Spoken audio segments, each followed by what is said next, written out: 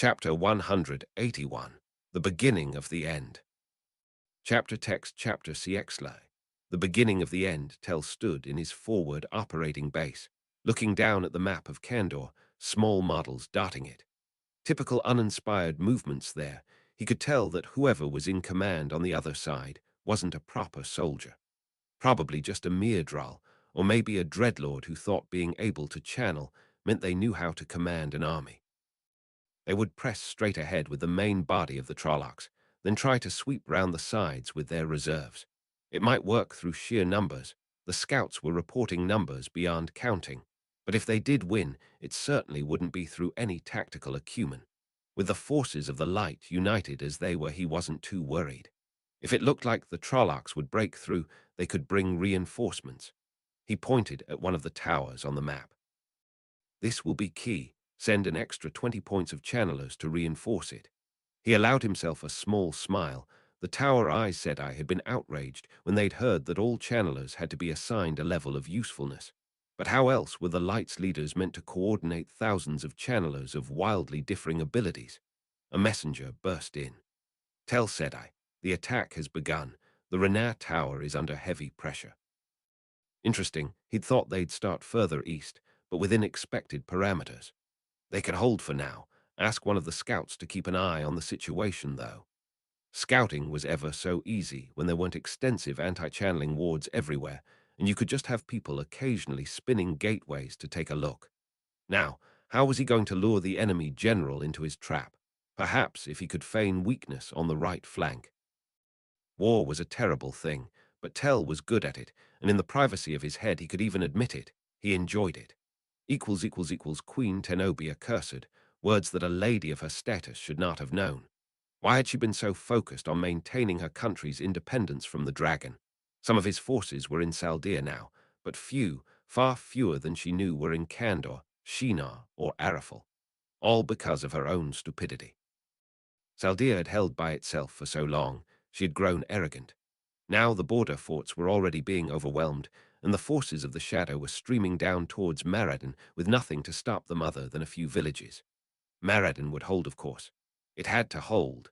It was an impregnable fortress, or at least it was meant to be. She was sure she had not objected to the dragon and the whole so much before, and now her previous feelings seemed trivial, so why had she? Maybe it was not too late to ask for help. She had her pride, but that was nothing compared to her duty to Saldir. Olivia rode awkwardly in the middle of the army. Lord Lan, King Lan, she supposed, was somewhere up ahead, but she preferred to be there away from the army's leaders. She still felt awkward about being there. Lan had been nothing but polite to her, but she knew he hadn't wanted her there, the same way he hadn't wanted the army following him. She didn't understand, really. He had everything a man could want, and instead he abandoned Nynaeve to throw himself at the Shadow. Not even in a useful way, though, just some strange quest. It was ridiculous. Sad. That was why she was there. Nynaeve had asked her to go with him. No one could actually stop her if she wanted to do something, and she wasn't a member of the Hall, so she didn't have any duties that could be used to keep her there. She couldn't bear the thought of Nynaeve suffering, and so she would do exactly what Nynaeve had asked her. Protect Lan and make sure his forces won. The secret part, too. If it looked like he'd die, she'd get him out of there, whatever he said. Friends were precious things, and she'd do anything for hers now that she had some. High Lord Gaydon frowned at the map laid out in front of him. Move 2 banners here by gateway, send 5 damning with them. He pointed on the map. The soldier bowed low and hurried out. These Trollocs were strange opponents, bestial and terrifying, but they lacked much in the way of tactical acumen and were completely lacking in damning, Marath, or otherwise. Still, the sheer size of the horde that had descended from the Blight was worrying. The Empress, may she live forever, had gifted him a substantial force when reports had started to arrive. He knew they were inflicting horrendous casualties on these previous unfamiliar shadow spawn, but his forces had still been forced into a fighting retreat. It was deeply frustrating. He would have to ask the Empress for reinforcements, but so be it. He knew his duty to the Empire. If the last battle had started, he would ensure that Tzeentch survived. Ultimately, he was sure that the ever-victorious army would triumph sooner or later. With the huge advantages that traveling gave him and the ability to unleash damage upon the enemy, it was only a matter of time. It was confusing why the Westlanders, as they like to call themselves, were so pressed by these creatures. Perhaps it was simply their lack of proper discipline. He allowed himself a small smile. He would win Tarman Gaydon for the Crystal Throne and would be well rewarded for it too. Moradin looked over the Chosen, what was left of them, with a slight frown. A bad craftsman might blame his tools, but in his case he did feel that he would have some justification in doing so. Too many of them were gone, and too many of them were simply incompetent. Still, things were not all bad. He had succeeded even more than he had expected in his mission with Ulthor. The boy's lover had been dealt with, and Taija Kosola was most likely dead too, although not having seen her body meant he could not be sure. Further, despite his contempt for many of them, the remaining Chosen had at least been those competent enough to have survived this long, and he had to admit, they truly had excelled themselves in their preparation for the last battle. Once he had given them a little motivation anyway. Of course it was a sideshow to the only battle that truly mattered, but if the forces of the light could be defeated, then it would only strengthen Ulthor's despair. Rand lay in bed, staring up at the dark ceiling. Beside him, Min was finally asleep, but however tired he felt, he just couldn't find the peace he needed to join her in that. Reports were filtering in of Trollocs flooding down into the borderlands, and the shape of things was starting to become clear. Tam's death hadn't just been an attack on him. He suspected that even if it didn't mean so much to other people, it had been the opening shots of the last battle. He glanced over at the dark shape that was Min, completely healthy after her leg had been healed, thank the light. Could Ishmael have won the war right there, and then if things had gone better? He wasn't sure. Min dying would have broken him, he knew that. But he'd still have done his duty. What else could he have done? Min being turned into whatever Jerned her was, he didn't know. Ishmael draped a veneer of civilization over himself, but he was always one of the worst of the Forsaken. If Ishmael had succeeded with Min and killed Taija too, best not to think about it. From now on, Min would either be with him or be hidden from everyone. Luz Thurin had, for once, had some helpful suggestions for that. I would rather you did not make the same mistakes I did. You would find me more helpful if you listened more often. As for Taija, she was alive. That was good, not awake yet, though. Damer had healed her as best he could, but there were limits.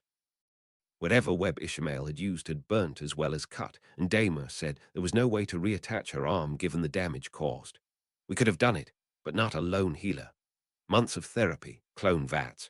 You would not understand. Not everything can be done by ignorant barbarians using the power as a crutch. Technology and science, those were fundamental to the achievements of my time. She would manage. She was a skilled enough channeler that it would have almost no impact on her life, and she could fight. She could also work on the webs for the Dark One's prison, even if she couldn't fight. That was all he needed right now. After all, she'd shrugged off everything the world had thrown at her. For all her occasional flightiness, there was no one more dependable once the chips were down. She'd grumble, look sad, and then she'd be back on her feet. I think you are looking at her with golden lenses, boy. No one simply shrugs. Oh, Rand dismissed the voice angrily. Why wouldn't Luz Thurin just shut up? Why did he always have to look down on Taija, always disparaging her? Elaine put her hand on Matt's shoulder. He needed to stop pacing before he wore a hole in the floor. Come on, Matt. You should sit down. You are wearing me out just from looking at you. Matt gave her an irritated scowl. They're bloody well expecting me to lead an army. Me. In the last battle, I'm no bloody hero. Elaine sighed. They had had this conversation too many times already. She knew what he was doing, displacing his worry over what he would have to do into moaning, but sometimes she wished he would find some other way, sparring with Lan or something. At least if Lan was not up in the borderlands trying to recreate Malkia, she really did not know how Nynaeve put up with the man. He had plenty of positive characteristics, for sure, but he was so grim all the time. No fun at all, not like Matt. Do not worry, Matt. You're only leading the reserves. You will hardly be in any danger at all. Elaine suppressed the urge to smirk when Matt shot her an unimpressed look. I'm not going to dignify that with an answer. He was getting too good at working out when she was just trying to wind him up. At least he had stopped pacing. Regardless, she needed her own sources of stress relief. Anyway, you say you are no hero, but it does not look like that to me. Here you are, born a peasant boy. Oh yes, he really did not like it when she called him a peasant, ascended to a lordship, leading an army against the shadow with his Aes Sedai paramour at his side. They will write songs about it. Don't think I don't know what you're doing. Elaine gave him her sweetest smile. I have no idea what you're talking about. Errol drew his bow for what felt like the 1,000th time that day and sent another arrow down into the boiling horde of Trollocs. So far they hadn't managed to cross the moat that surrounded the watchtower, but it was only a matter of time. Such was the fate of a borderlander.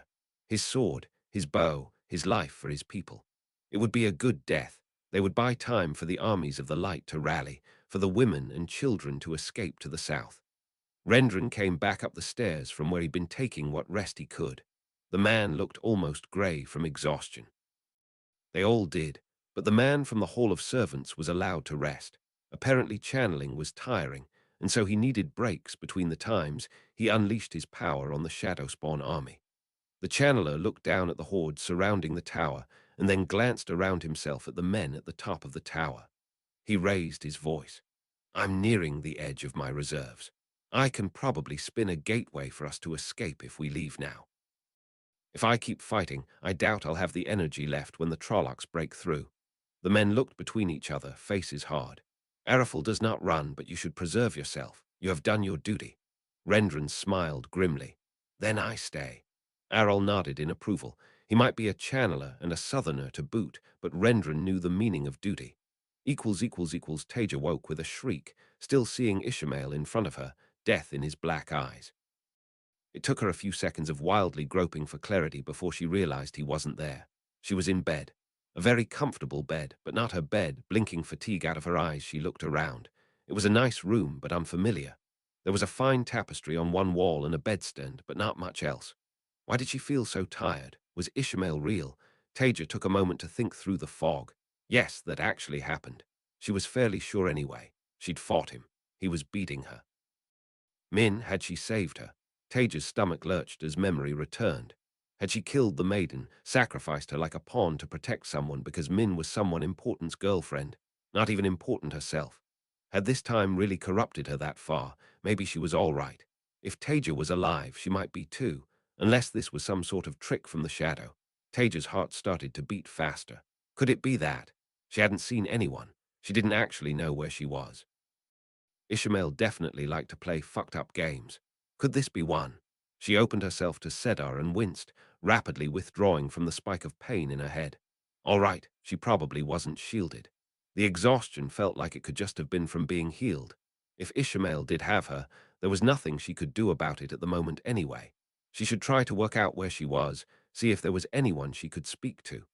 Reassure herself that she wasn't in the shadow's hands. Also, she really needed to pee. With a bit of effort, Taija moved to prop herself up on her elbows, only to fall to the side. What? Why wasn't her arm working? Taija lifted it up, looked down. There was light, no. She couldn't look away, staring with horrified eyes at the smooth stump that had replaced what should have been her arm. But she could feel it. She was moving her arm.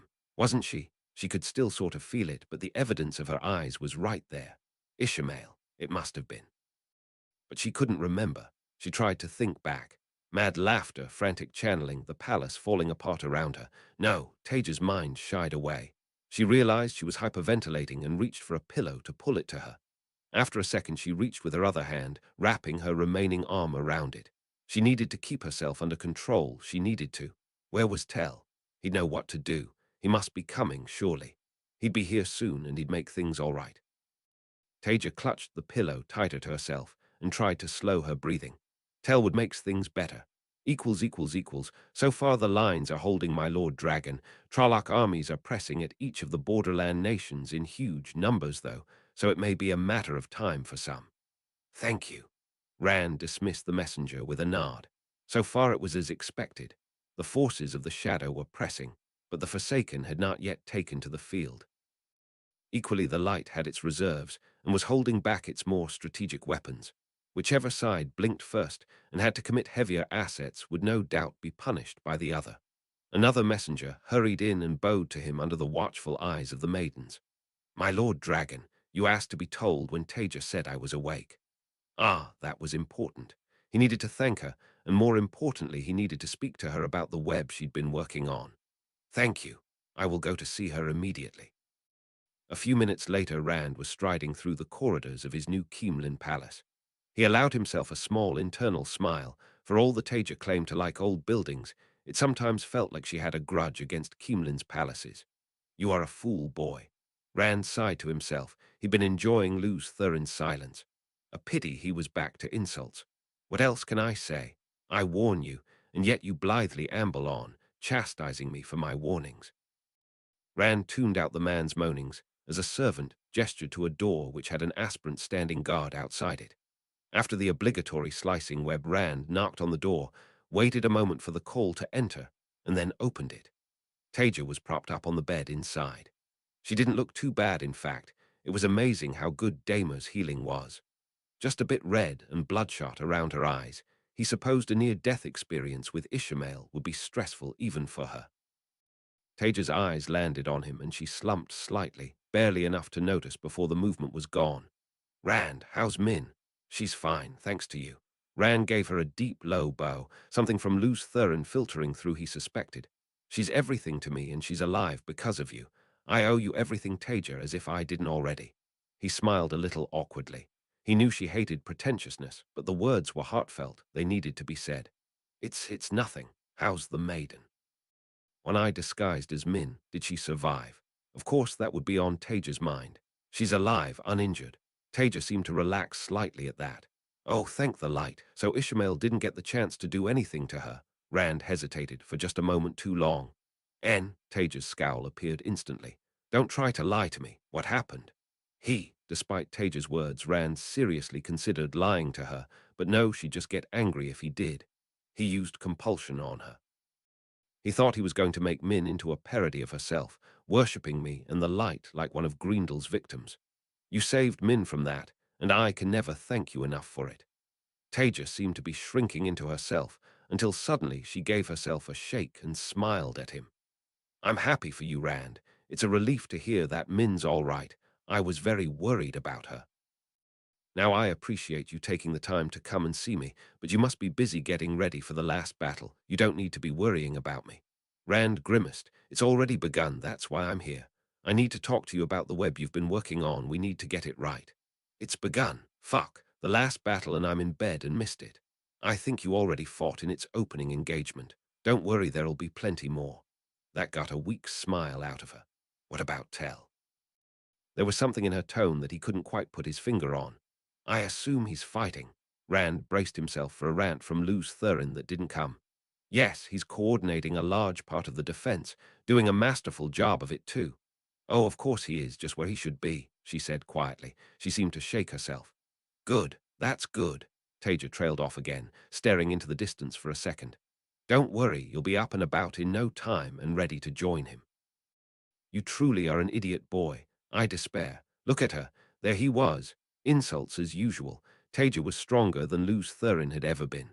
I suppose I will." A smile flashed across her face before vanishing, leaving her staring into the distance. She spoke again, just before Rand felt obliged to break the increasingly awkward silence. "Well, while I'm stuck here, we might as well be productive. I've been putting some thought into the web. If I describe it using standard formulae, will Luz Thurin be able to interpret for you?" She sounded quieter than usual, more subdued. But that was to be expected. He knew she'd do what must be done, though. Taija always did. She was always there for him. "You are incredibly lucky, boy. But perhaps next time when you accuse me of being a bad person, you should look in a mirror. You and I are more similar than you think." Fortuona picked her way across the battlefield, Deathwatch guards watching warily around her for any threat. In the distance, Trolloc corpses were being stacked together, ready for Damane to ignite them. It had been a surprise how heavily the ever-victorious army had been pressed. She had thought that the Shadow and Dark Friends had been largely eliminated from Sinchen. In fact, if she had been anything but a paranoid product of the Imperial family, she would not have been saying largely, she would have been saying completely. It was fortunate, therefore, that she was so paranoid. Otherwise, these shadow-spawn hordes might have caused real damage to the Empire, as it was the sheer fighting power of the ever-victorious army, hardened after all the battles against rebels, meant that the last battle had in fact been a relatively simple affair. It did make her wonder whether the prophecies that Merethdammin had disparaged so were in fact false. Perhaps. More likely the truth was that the prophecies referred to the lands the dragon came from. It might be that they would be unable to combat the Trollocs, although that would seem odd given their demonstrated capabilities. Fortuona shrugged to herself. For now, the Cincian would celebrate winning the last battle. Let the rest of the world worry about itself. She would be ready to pick up the pieces when they inevitably failed. Chapter 182. Better Tell. After text chapter CXLI, Better Tell Queen Tenobia looked out over the walls of Maradin at the seething hordes of Trollocs arrayed outside them. They were keeping outside bow range, for now. That would not last, though. She could see the siege towers being assembled. Soon they would be pushed forward, and battle would resume. She sighed. This was it.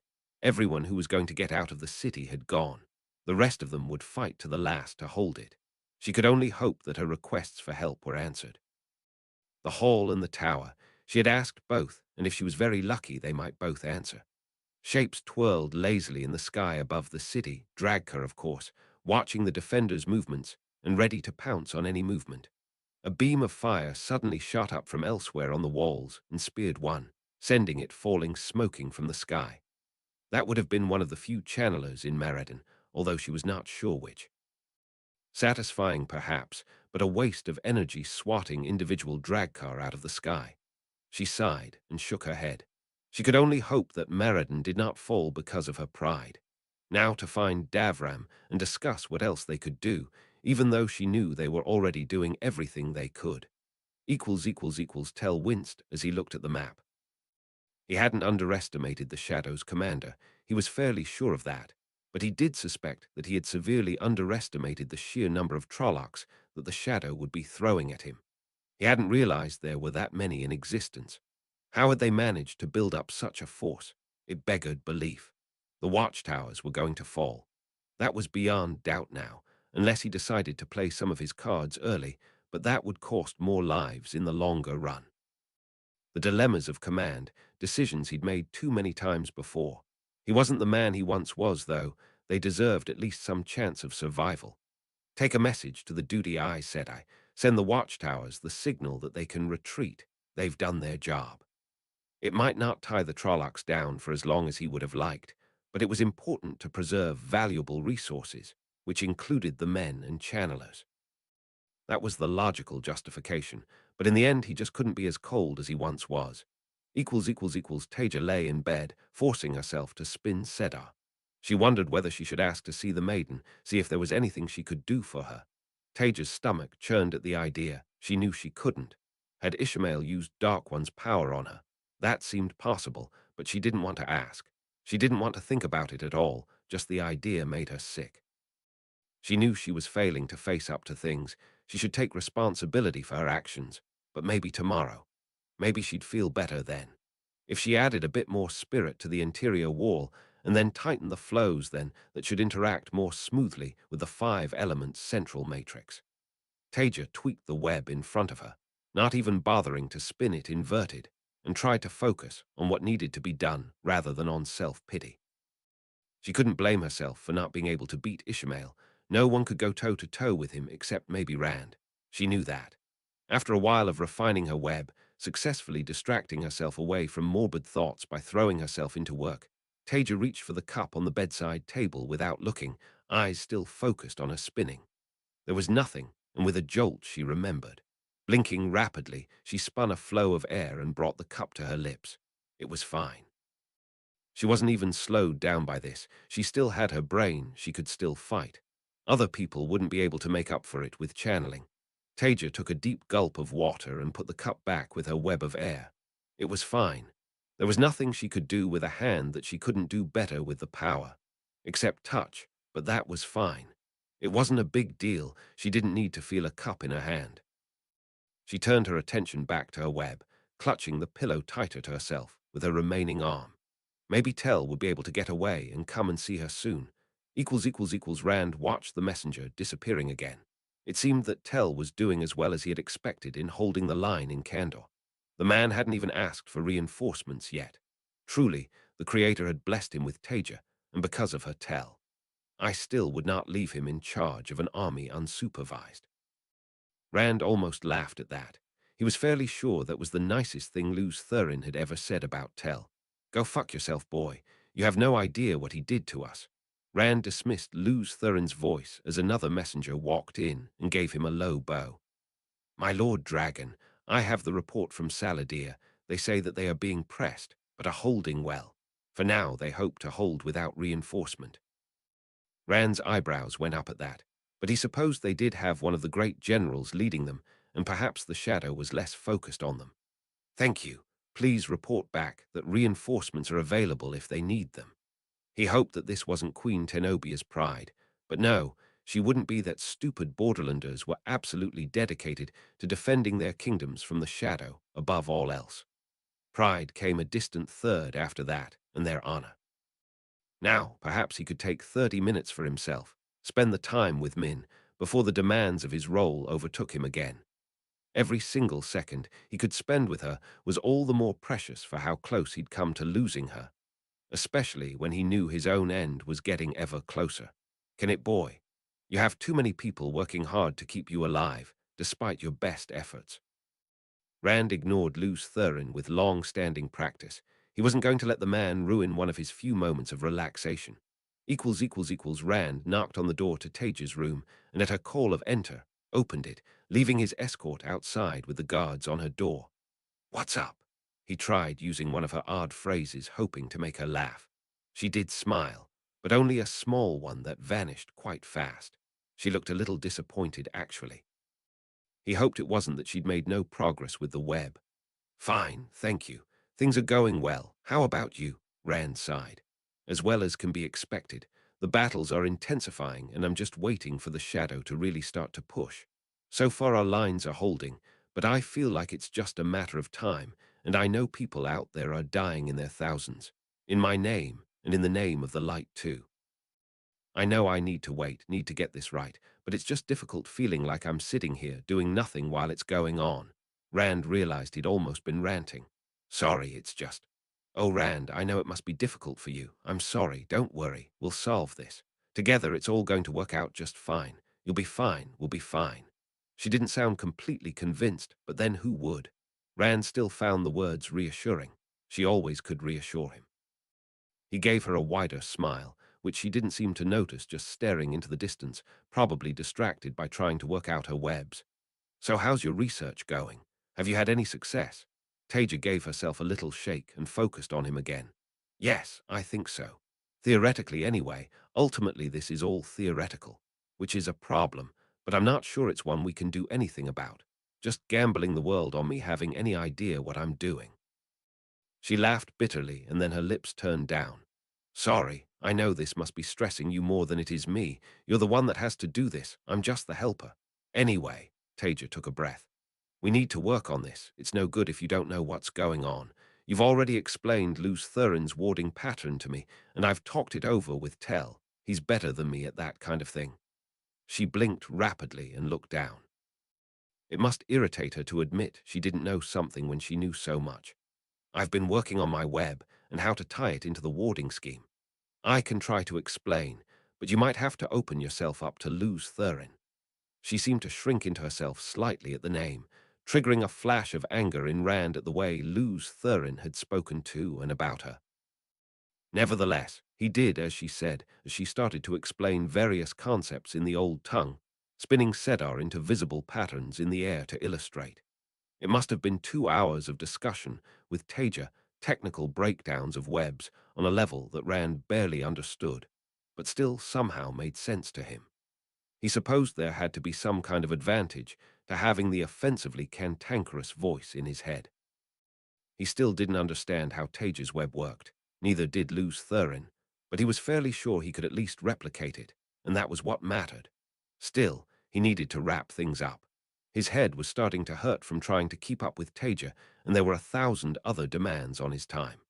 Actually, she looked exhausted too. Perhaps she hadn't healed as well as he'd thought. He'd have Dama or Nynaeve called over from the Central Healing Center to take another look at her. When Taija paused, he smiled. Thank you, Taija. This has been more than useful. I don't know what I'd do without you, but I don't think my mind can handle any more of this without exploding. No need to mention all the other things he needed to do. He didn't want her feeling guilty. Taija blinked a couple of times, seeming surprised. Oh, of course, Rand. Sorry, you must be very busy. I let myself get carried away when you have so many things weighing you down. I think we're nearly there anyway. She hesitated. Is Tell all right? Rand could have kicked himself. Of course she was worrying about Tell. He'd have been mad with worry about Min if she was off fighting while he was recuperating. He's fine, he's doing well. Holding the line against the shadow in candor, he really is a master of defensive warfare, you know. Taija nodded slowly to that. Yes, of course. It's good that he's where he's needed. He must be saving a lot of lives. She clutched the pillow she'd had at her side more tightly to her. Saving thousands by being there, he can be proud of himself. Of course, she probably wanted to be out there fighting too. After a few more questions, making sure that Taija was comfortable, Rand headed back to his main chambers. There was always more to do. As he walked back, Luz Thurin finally decided to speak up again. Have you told Tel Janin about her injury yet? He didn't wait for Rand to reply. Of course you have not. I live in your head. I know what you know. You continue to be a fool. Rand wasn't even sure what had triggered that. Luz Thurin normally couldn't even mention Tell without ranting about him. Anyway, Luz Thurin knew perfectly well that Rand was going to make sure Tell was told about it, just when the fighting died down a bit. Taija wouldn't want him burdened with that, his attention taken away from what he needed to do. Try to take your head out of your arse, boy. Would you want Min to know if you had been hurt like that? Rand actually shook his head, getting him an odd look from one of the maidens. Of course he wouldn't want Min to know, she'd just worry. For lights, all right, think of this a different way. If Min was injured, you would want to know, would you not? Would you be angry at not being told? You know the resentments that arose during the war. What do you think will happen with Tel Janin? Rand almost dismissed Luz Thurin's words. The day he started taking advice on how to deal with Taija and Tell from him was yet to come. But actually, the man did have a point.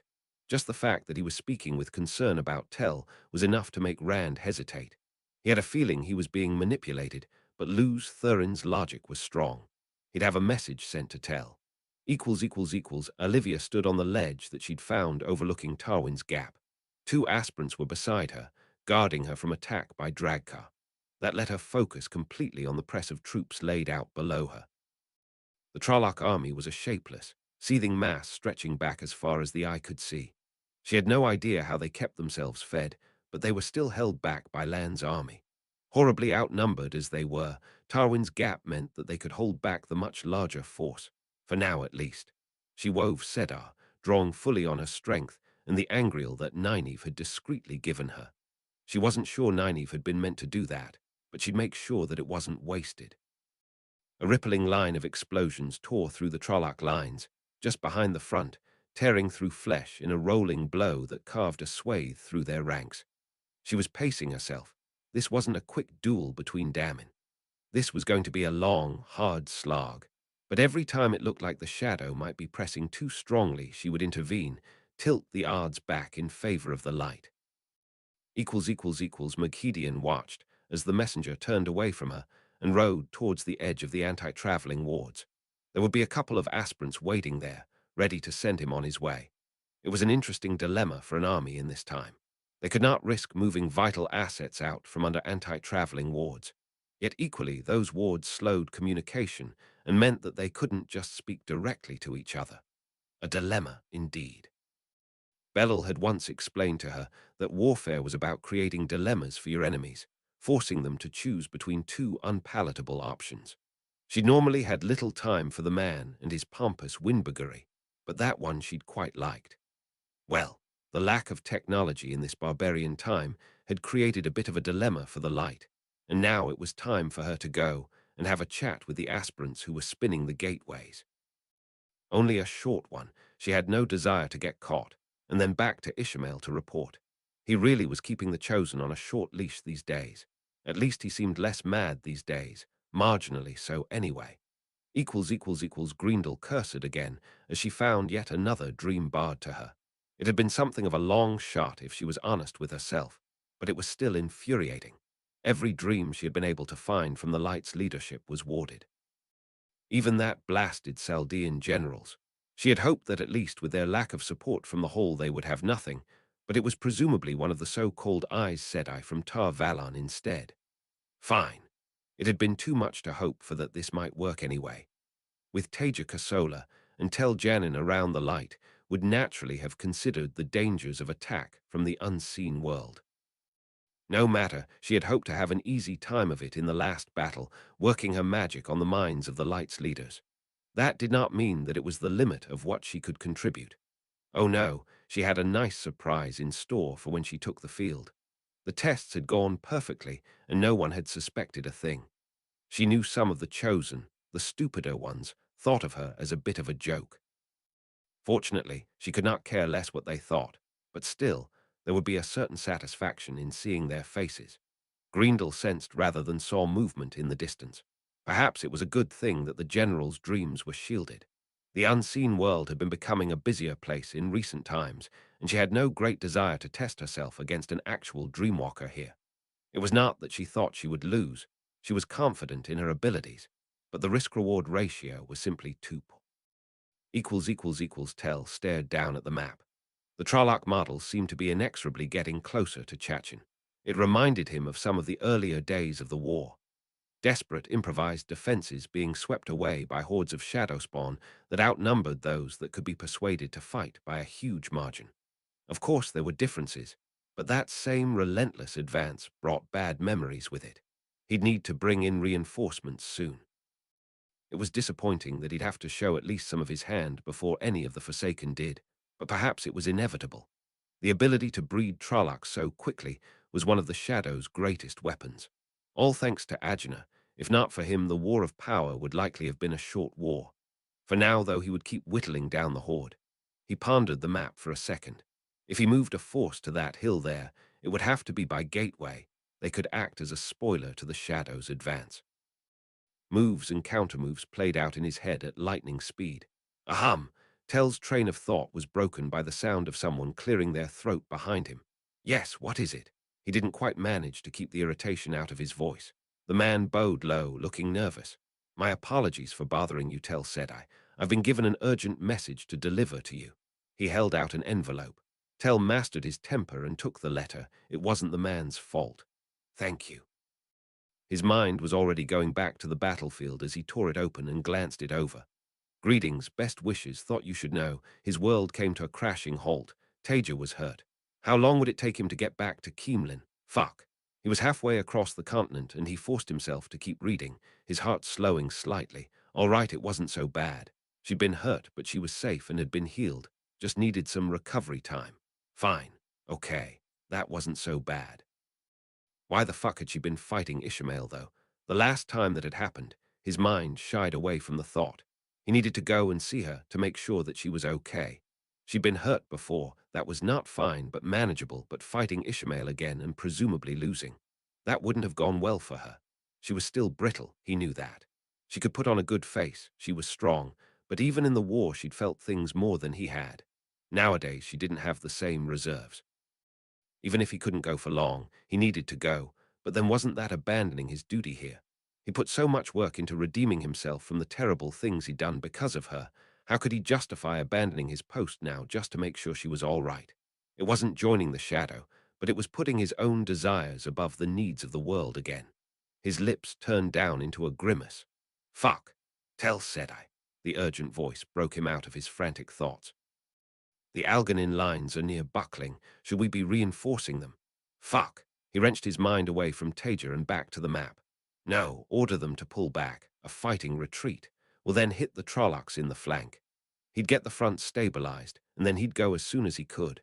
He wouldn't be worthy of Taija if he just abandoned these people to go to her. The lines in Arafel are buckling. It is a matter of days before Shal Arbella is under siege. Siwan kept her face impassive as she nodded to the messenger. Then, perhaps it is time for the White Tower to join the battle, to aid our friends in Arafel in wiping the infestation of the shadow spawn from their lands. Go and get some rest. I shall have a message for you shortly. After the messenger was gone, and it was only sisters in the room, Siwan turned her attention back to them. Adelorna, please pick 20 sisters to go. I shall lead them myself.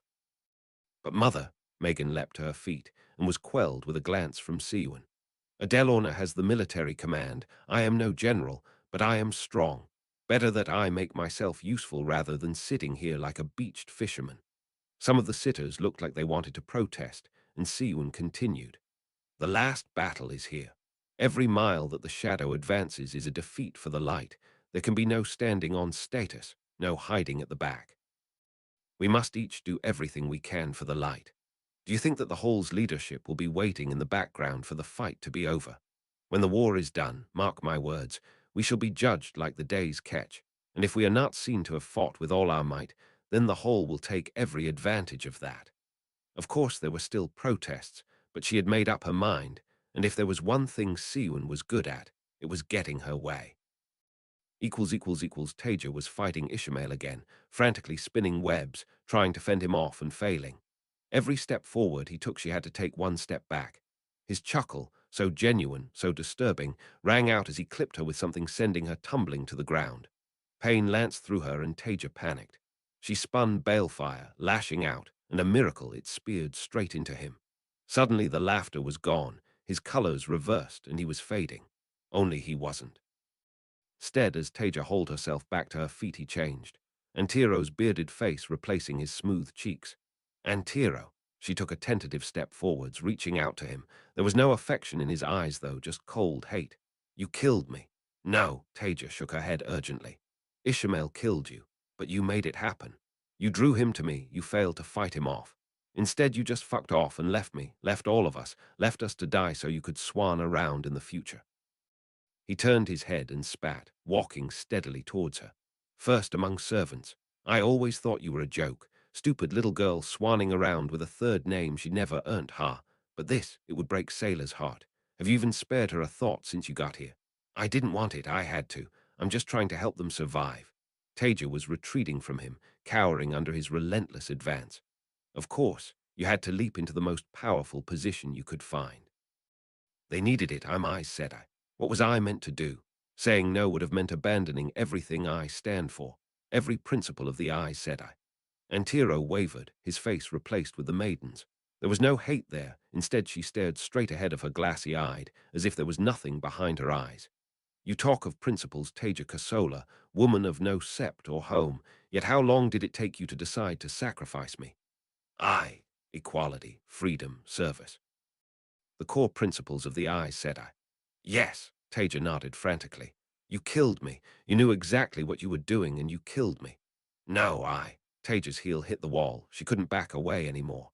"You looked at me, and you decided my value was less than Min's, not even because of anything she had done, because of who she was sleeping with. I was 20 years old, and you ended my life for someone more important's girlfriend. Do you even know my name? You think you can ever call yourself Aes Sedai again? If you were dedicated, I would name you a despised one." The maiden's hands reached out to Taija, and she tried to shrink away, Sedar long gone. As they closed around her neck, Taija woke with a shuddering gasp. Nynaeve tutted as another man was carried into the great hall and pointed towards her. She was tired already, and it seemed the battles going on in the north had barely started. Already thousands of injured men, women, and even children were being brought back to the south, evacuated through gateways. Rand had talked to her about triage and immediate emergency care. She had to admit some of it had gone over her head, but he'd spoken sense. He often did these days.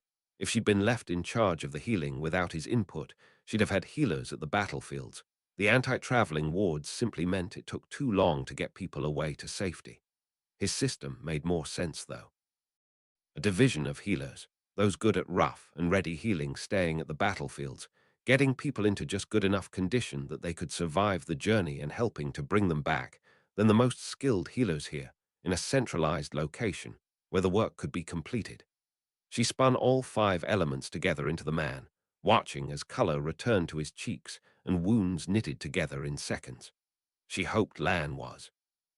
She knew he was still alive, but at that distance not much more came through the bond. She hoped he was safe. She'd done what she could for him, more than she should have, an abuse of her authority, really. But then she couldn't imagine losing her husband, the wool-headed idiot. Damer had been called away again, something to do with Taija. She hoped the woman wasn't hurt too badly. If she didn't trust Damer as much as she did, she might have insisted on investigating herself. But as it was, she could barely spare a thought for Lan with this hospital to run, let alone for anything else. Chapter 183. At last, a visitor. Chapter text chapter CX live. At last, a visitor. Taija lay in bed, tweaking the web she knew Rand was going to be coming and wanting her to give him any time now. She felt like she was really making progress, but then her concentration was broken when someone knocked on the door. After a moment of angry frustration, Taija mastered herself and told them to come in. It had better not be Rand. She wasn't ready for him yet. Every time she saw him, she had more for him, but it was never enough. He just kept on pushing for even more. She was doing her best, but it was hard. Taija's irritated train of thought was broken by the sight of Alexei. Oh, she gave him a genuine smile, her first in a while. Alexei, this is a pleasant surprise. I'm sorry it took me so long to come. I was away when it happened, and then no one told me for a couple of days, and Taija cut him off. It's fine, I understand. Thank you for coming to see me. It had hurt that no one had, although she wasn't sure she actually wanted to see anyone, except Tell, of course. Alexei shrugged, seeming to read her mind. I'm not sure all that many people even know you're injured. So many of us are out of the hall at the moment, and it's obviously not something that's being spread around. He gave himself a shake and pulled up a chair to sit by her bed. Now, how are you, Taija? Beyond the... He gestured at her stump. Taija, of course, lied. I'm fine. It's not easy, but I'm managing. At least they're giving me good food, not like being in hospital. She could see that flew right over Alexei's head, but he at least made an effort to smile at the joke. I'm surprised you're still in bed, though. Normally you're desperate to be up and about as soon as you can be. Aren't you going mad with boredom? Taija shook her head and ignored the implied first part of the question. I've been very busy, really, trying to work out an important web for Rand. It wasn't something she'd tell many people, but Alexei she trusted absolutely, and given what Ishmael said, the Forsaken were probably targeting her anyway. Ugh. Alexei gave her a searching look, his eyes moving down to the pillow Taija was holding against herself. Are you sure you don't want to get up and come for a walk? Taija shook her head. She couldn't face the idea right then. Her bed felt like a safer place as she could get, and she just didn't feel up to it in any way. No, I'm fine, but I just feel a bit weak. I just need a bit more time to heal. Alexei looked a bit skeptical at that, but then shrugged. Far be it for me to tell you what to do, but I'm worried about you. I can't begin to understand what it would be like losing part of you like that. I can still see when you're pretending, though. He met Taija's scowl with a steady look of his own until she looked away. Can we talk about something else? Of course. Want to hear about the latest fights between new initiates. With the latest Trolloc push, stymied Tell couldn't contain himself anymore. He should be getting some sleep, really. He wasn't sure when he'd last had more than an hour or two, but some things were more important. I need to go now. You're in charge while I'm gone. Lord Jarin was a decent enough commander, albeit uninspired. He'd be fine. Fortunately, the man had been expecting it. Tell had warned him that he might need to leave for a while, and he should be able to slot into command seamlessly. Just before he reached the door, Tell hesitated and then turned back to Jarin. Also, it's time to move the base. Get that done as soon as possible. I'll come back to the next location. All clear. Yes, Tell, said I. Excellent. Another hard-fought lesson from the War of Power.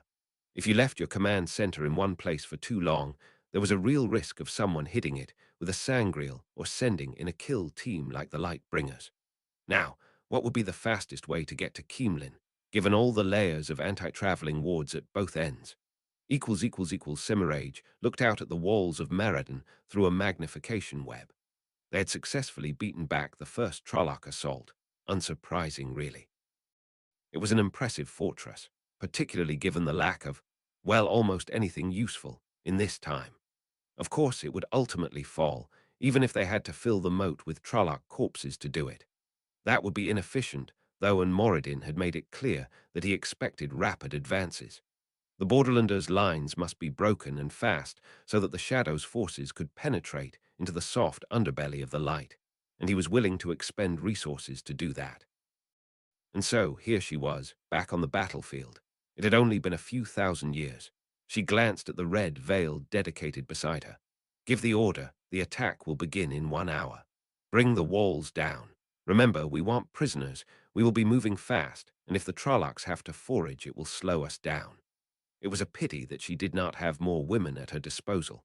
These so-called dedicated were useful enough tools, but she did not trust them in the slightest. Not that she particularly trusted any servant of the shadow. She was not an idiot. However, these men with their filed teeth and dead eyes were worse. She could rely on most people to behave in predictable ways. These were simply mad dogs that would need to be put down once the shadow had won. Something to worry about later, though. First, she needed to deal with Maradan, and then she would need to head over to Shal Arbella to take over there. There was always too much work for one of the chosen. Egwene watched through a magnifying web as the Trolloc horde streamed towards Chachin. There was a watchtower a couple of miles away, which would have been the obvious place for her and the others, so that was why they were hiding inside an earthen bunker that had been prepared some months ago. From the outside, it was almost invisible, and she hoped, completely impossible to find from above. Unsurprisingly, there were anti-traveling wards covering the Trollocs, although not particularly large ones. She couldn't see or feel the channelers among them, but then at this distance that didn't mean much. Annoyingly, the Trollocs didn't march in blocks like human soldiers, but rather in clumps. It made it harder to judge how many there were. Nevertheless, she had to do her best. Maybe one more minute. She could sense the tension from the others behind her, feel it through the link too. They wouldn't be able to see as well as she could, and would know that retaliation could be descending on them any moment. Light, she felt the same tension. She really couldn't say she enjoyed fighting. Only the Creator could know how people like Taija could like it so much. Egwene counted down under her breath, and as she hit 0, she drew fully on Sedar and set in through the sangreal in her hand, and the link she was in. The other 4 were among the strongest Aes Sedai and aspirants the hall had. The web flashed out over the miles between them and the target and came together in a blinding flash of light. By the time the sound of the explosion rolled over the bunker, they'd already spun a gateway and fled any possible retaliation. I am bored. Why are we sitting around here doing nothing? Alexei raised his eyebrows at Alusha. I thought I said I were taught patience, composure, all that. They are. I could sit here and be serene if you prefer, but the fact is that I am bored. The last battle has begun. We have not even had the chance to present our ideas to the Amulin, and now I am watching you do paperwork, although it is good to have some confirmation that you can ride. Ow. She clutched her ear where Alexei had flicked it with Sedin. It didn't deter her, though. I just meant with your upbringing, and this time she sliced his web, making him wince as the flows snapped back into him. She looked far too smug. You know perfectly well I'm not illiterate. Now, if you're so bored that you're trying to wind me up, maybe you should try and find something productive for yourself to do instead of bothering me. Are you trying to seduce me? She smiled sweetly. No, I'm trying to get my paperwork done. Oh, she sounded slightly hurt, and Alexei had to remind himself that for all her confidence, Alusha wasn't actually particularly experienced with men. After a moment, he sighed. Fine. Do you want to do something dangerous and violent? She nodded eagerly. Why do you think I joined the Red Adger? You hate men. Well, that too, I suppose. He pinched the bridge of his nose. Anyway, there's been a request in this paperwork which you're not letting me do for some support from the Hall to attack Trolloc logistics. Alusha blinked at that. Trollocs need logistics. Apparently, yes, I had no idea either. I suppose even if they don't need as much, they still need to eat, so we could volunteer ourselves for that. Oh, that sounds excellent. Yes, let us do that. I have never been to the borderlands, let alone the Blight. It will be romantic. Alexei stepped out of the gateway, Alusha at his side. As it closed behind them, they were already scanning the area. There wasn't much to see, mostly just dirt with the odd sickly-looking plant. Make sure you don't touch anything. This is only the edge of the Blight, but it's still dangerous. Alusha didn't deign to reply to that, simply giving him an unimpressed look. After a minute or so of looking around, they shrugged to each other. Nothing here except that. Alusha gestured towards the trampled swathe of land, visible even from a distance, that marked the passage of the Trolloc army. No, I suppose we should go to the next site. Alexei realized they both sounded disappointed. Maybe he'd been getting bored too. Probably missing his adventures with Taija, although perhaps he'd have even more with Alusha. As for Taija, he truly hoped she was feeling better. He was more than worried about her, but she'd been completely unwilling to discuss her situation with him, and when she got like that, there wasn't much he could do. She probably just needed time, but he'd have to go and see her again as soon as they were back. They both stepped through a gateway, emerging some miles further towards the borderlands, once again some distance from the Trollocs trail. This time, though, they had found something. In the distance, there was movement. Alexei quickly spun a magnifying web, and the scene seemed to shoot closer to them. A group of Trollocs was marching, perhaps 200 of them. In between the hulking, bestial figures was a number of smaller figures, some pulling loaded carts. Humans. It was hard to tell, even with the benefit of the web, but Alexei thought they were chained together. A pair of Myrddraal rode behind the Trollocs. It was quite a large group. Really, they'd been looking for softer targets, but the sight of 100 human prisoners was enough to decide Alexei's course of action. He glanced at Alusha, who was looking at them with angry eyes. It was her that spoke first. "Please tell me you are not going to say this is too dangerous." Alexei gave a bitter laugh. "I think we're on the same page. Shall we start killing some shadow spawn?" "Oh, yes." There was no reason to get up close to this group. Alexei spun Sedin, forcing it into the web for a gateway over the Myrddraal. With a shower of sparks, the gateway fizzled before it opened. Mother's milk in a cup. They must have a channeler. It changed nothing, though. They were committed, and he wanted those shadow spawn dead. Alusha was already spinning, opening a gateway closer to the shadow spawn.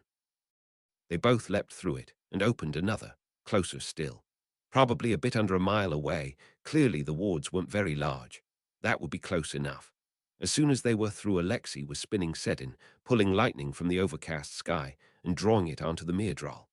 They likely died before they realized they were under attack. Alusha, on the other hand, was throwing fireballs into the Trollocs, vigorously pulling her hand back and launching them. He'd have to remember to tease her about her need for gestures when they were back. With that thought, Alexei turned his attention back on the Trollocs. They hadn't been linked to the Myrddraal. More was the pity, so they were still alive. Hopefully not for long. He was spinning more lightning when he felt it, a man among them. Instantly he switched his webs, slicing through the man's attack with spirit and fire. "There's a man channeling among them, not very strong." Alusha nodded. "You deal with him." She didn't let up with her stream of fireballs. Trollocs caught in them were blown apart or caught fire, leaving them running in desperate agony. Alexei wasn't quite sure where the man was, somewhere among the crowd of prisoners. He'd need to get closer. After a moment he broke into a jog, slicing the man's webs as he went. They were neither very fast nor very sophisticated. At the same time he split his flows, reaching out to connect them to the closest Trollocs and tear them apart. By the time he was close enough to tell where the man was, the Trollocs were either dead or fleeing. Hopefully Alusha would hunt down the runners. It would be better if there were no survivors. The Dark Friend Channeler was surrounded by terrified-looking prisoners. Alexei couldn't see much of him, just his head, but he seemed to have a red scarf hanging from it, and his teeth, oddly sharp actually, were bared in a rictus grin. Odd, but it didn't matter. He was a traitor to the light. Presumably he thought that hiding behind innocence would save him. Perhaps it would have if Alexei had been on his level of skill. As it was, Alexei just spun a tight web of inverted Sedin, reaching between the trembling prisoners, and crushed the man's head. He hadn't even had the chance to realize Alexei had done anything before he was dead. With that job done, Alexei turned his attention towards the fleeing Trollocs. He'd be right back for the prisoners. Queen Tenobia looked down from the walls as a group of 5 men emerged from amidst the Trollocs, just outside bow range. They looked strangely like Ale, but their faces were bare. Whatever else they were clearly Dark Friends, and it was infuriating that they felt they could taunt the Chaldeans by standing there so brazenly. She should find one of the few channelers she had and get them to wipe those men's grins away. Her anger was interrupted when the whole wall shook like a gong from an unseen blow. She stumbled and nearly fell. What had happened? The wall shook again, vibrating under her feet, and then again. Were they channelers? Light, where were the hall and the tower? She had swallowed her pride, called for help, but they had not come. Had not come yet, she corrected herself. Surely the hall did not hold a grudge, though, and the tower had always been her ally. The wall shook again, and then the men turned to each other, looking away from it. Was it too strong for them? Light might Meriden hold even against the one power. Seconds later, they broke apart again, and a red light flashed into the sky. The response was immediate. Drums began to beat and the Trollocs surged forward, pushing various siege engines with them. Maradin would hold, they had to hold. Sound the alarm, get every man we have on the walls, wake any of the channelers that are. Zenobia's shouted commands were interrupted by an explosion further along the wall. She looked towards it to see lightning flash down again, closer, tearing apart a group of men and sending shards of stone flying from where it impacted with a thunderous boom. Another bolt struck, and another, walking along the top of the wall, straight towards her. A moment's hesitation was all she needed. There was no honor in dying pointlessly to a dark friend, Aes Sedai. Zenobia turned to run. She nearly reached the stairs before a bolt sent her flying off the wall. Taija was staring at the ceiling, trying not to think about anything at all when someone knocked on her door. Come in. It was a struggle to fake the enthusiasm in her voice. The handle turned, and the door swung open, only it wasn't Rand here to pick her brain or Dama or a servant to fuss over her. It was Tell. Tell. She propped herself up in excitement and fell straight back. Fuck. Then he was at her bedside, grabbing her and wrapping her in a tight hug. Taija, what in the light happened to you? I came as soon as I could. I couldn't get away. The army needed me, but I had no idea. They didn't tell me. Taija didn't answer, just burying her face in his chest, feeling him there and letting the tears start to flow. Tell clung onto her even harder, just nearly to the point where it was painful, but Taija didn't mind. She could pretend for a few moments that everything was going to be okay as he stroked her hair and reassured her that it would be. Eventually, Taija's tears subsided and she was able to pull away, wiping her runny nose on her sleeve in a very unladylike fashion. I'm sorry. She needed to pull herself together. I'm fine. I just needed. She trailed off and Tell pulled her close again. It's okay. You're not fine and that's okay. But everything's going to be all right. We're going to win this war once and for all, and then we can leave it all behind us. Just go and live in the mountains. No more fighting, just a little longer. I want that. I want it so much. I don't want to fight anymore. When Ishmael attacked, I was so scared. I thought I was going to die, like last time, but with no stasis box. But you survived. He lost that round. We won't give him another chance. Soon they'll all be dead, and we can spit on their graves. Taija nodded and let him hold her. Tell being there made everything better. She could almost believe things would be okay when he was holding her. But he was tense. She could feel that, however much he tried to hide it. It took her a little while to work it out, but eventually she did, and her heart sank. Of course, he was tense because he'd basically abandoned his army to be here. She knew he wouldn't say anything, but she couldn't let him stay. They were in the middle of a war for survival, and just having him here was a huge self-indulgence that Taija was already judging herself for. Do you need to get back, Tell? She pulled away and looked at him, really looked at him. He looked exhausted, and more guilt shot through her. He was probably using the time he'd have slept to be with her. I know they need you. I'll be fine. Everything's better now that I've seen you. Tell looked at Taija, his blue eyes penetrating straight through her facade. You're not fine, Taija. You're absolutely not fine. You need me here. She scowled at that. I'll be fine. They need you there. Millions of people. Of course I'd rather you were here, but I can't be that selfish, and neither can you. We're Aes Sedai. He looked torn, but he made the right choice, the correct choice. Even it was the choice Taija wished he wouldn't make, but she could never be that selfish. She knew if she asked him to stay, he would. All right, you're right. I wish I could stay, but I can't. He hesitated. You can come with me. Come back and stay with me. You can rest closer to me, or if you're feeling up to it, replace some of the security around my HQ. Light just being able to spin gateways would make you useful. You'll be safe, and I can look after you. It's a lot easier to make half an hour than it is to come to Keemlin with all the wards. Taija nearly said yes, but then she was shaking her head. I can't. I want to, but I can't. I'm working on a web to deal with the Dark One with Rand, you know that. That's more important than anything I can do at the front, and it's far more important than what I want. Tell gave her a long look and then slumped slightly. Okay, you're right. But get Rand sorted, send him on his way, and then come to me. Agreed, Taija nodded. Agreed. There was a moment of silence, and then he sighed. I really should be getting back to Kandor. I know. Taija did her best to blink away the tears. As Tell pulled away, she caught hold of his hand with her remaining one. You have to go, but I wish you were staying. He smiled sadly. I know. I wish I was too. We'll make them pay once you're on your feet again. They gave each other's hands a squeeze, and then he was going, off to fight for the light. Taija wished he was staying. As the door closed behind him, she gave herself a shake. She couldn't go back to staring at the ceiling. She needed to get this web sorted, send Rand on his way, and then she could go to Tell. That wouldn't be selfish. She'd have done her job, and then she could help Tell too and keep her conscience clean. With a decisive nod, Taija pulled her pillow against herself again and embraced Sedai. Chapter 184. The Shadow Strikes Back.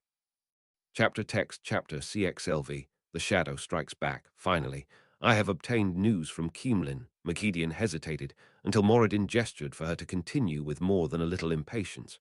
This was going to be delicate. He was more stable than Ishmael had been, but that was like saying a drag car was less offensive than a Trolloc. Your attack there. It was not as successful as you had thought. Taija Kosola survived, although it seems she lost an arm. Moradin stared at her for a second and then laughed, a rich, deep chuckle. Makedian could have sworn it was entirely genuine. That woman truly is a thorn in the Great Lord's side. Who else could say they have survived being killed by me twice? Well, I shall have to try again at some point, or if not, she will die soon enough when the Great Lord triumphs no matter. Was that all? She hesitated again. It seems, she swallowed convulsively. It seems that Luz Thurin's girl also survived. Yes, I know, I did not kill her. There are worse things than death. Moradin waved a dismissive hand. Anger briefly flared inside her. Did Moradin think she was an idiot, that she had no idea what was going on? With long practice, Makedian suppressed it. Just the idea of upsetting Moradin terrified her, let alone actually crossing him. No, I understand that. I mean, her only injury was a hurt leg. My sources are not entirely clear, but I believe Taija Kosola replaced her with one of the so-called dedicated. She trailed off as Moradin stood, the SAR streaming across his eyes. How was he even alive channeling that much of the true power? That fucking woman. Every bit of glassware in the room suddenly shattered, and Makedian cringed into herself. I am going to make her pay. She will suffer, and then she will die. There will be no waiting for the Great Lord's victory. In lieu of saying anything, Makedian gave him a low bow, holding it as he ranted, and raved in front of her about the appalling things he was going to do to Taija Kosola. Moradin's ranting stopped as suddenly as it had started. A deadly calm reasserted itself over him as Makedian straightened from her bow.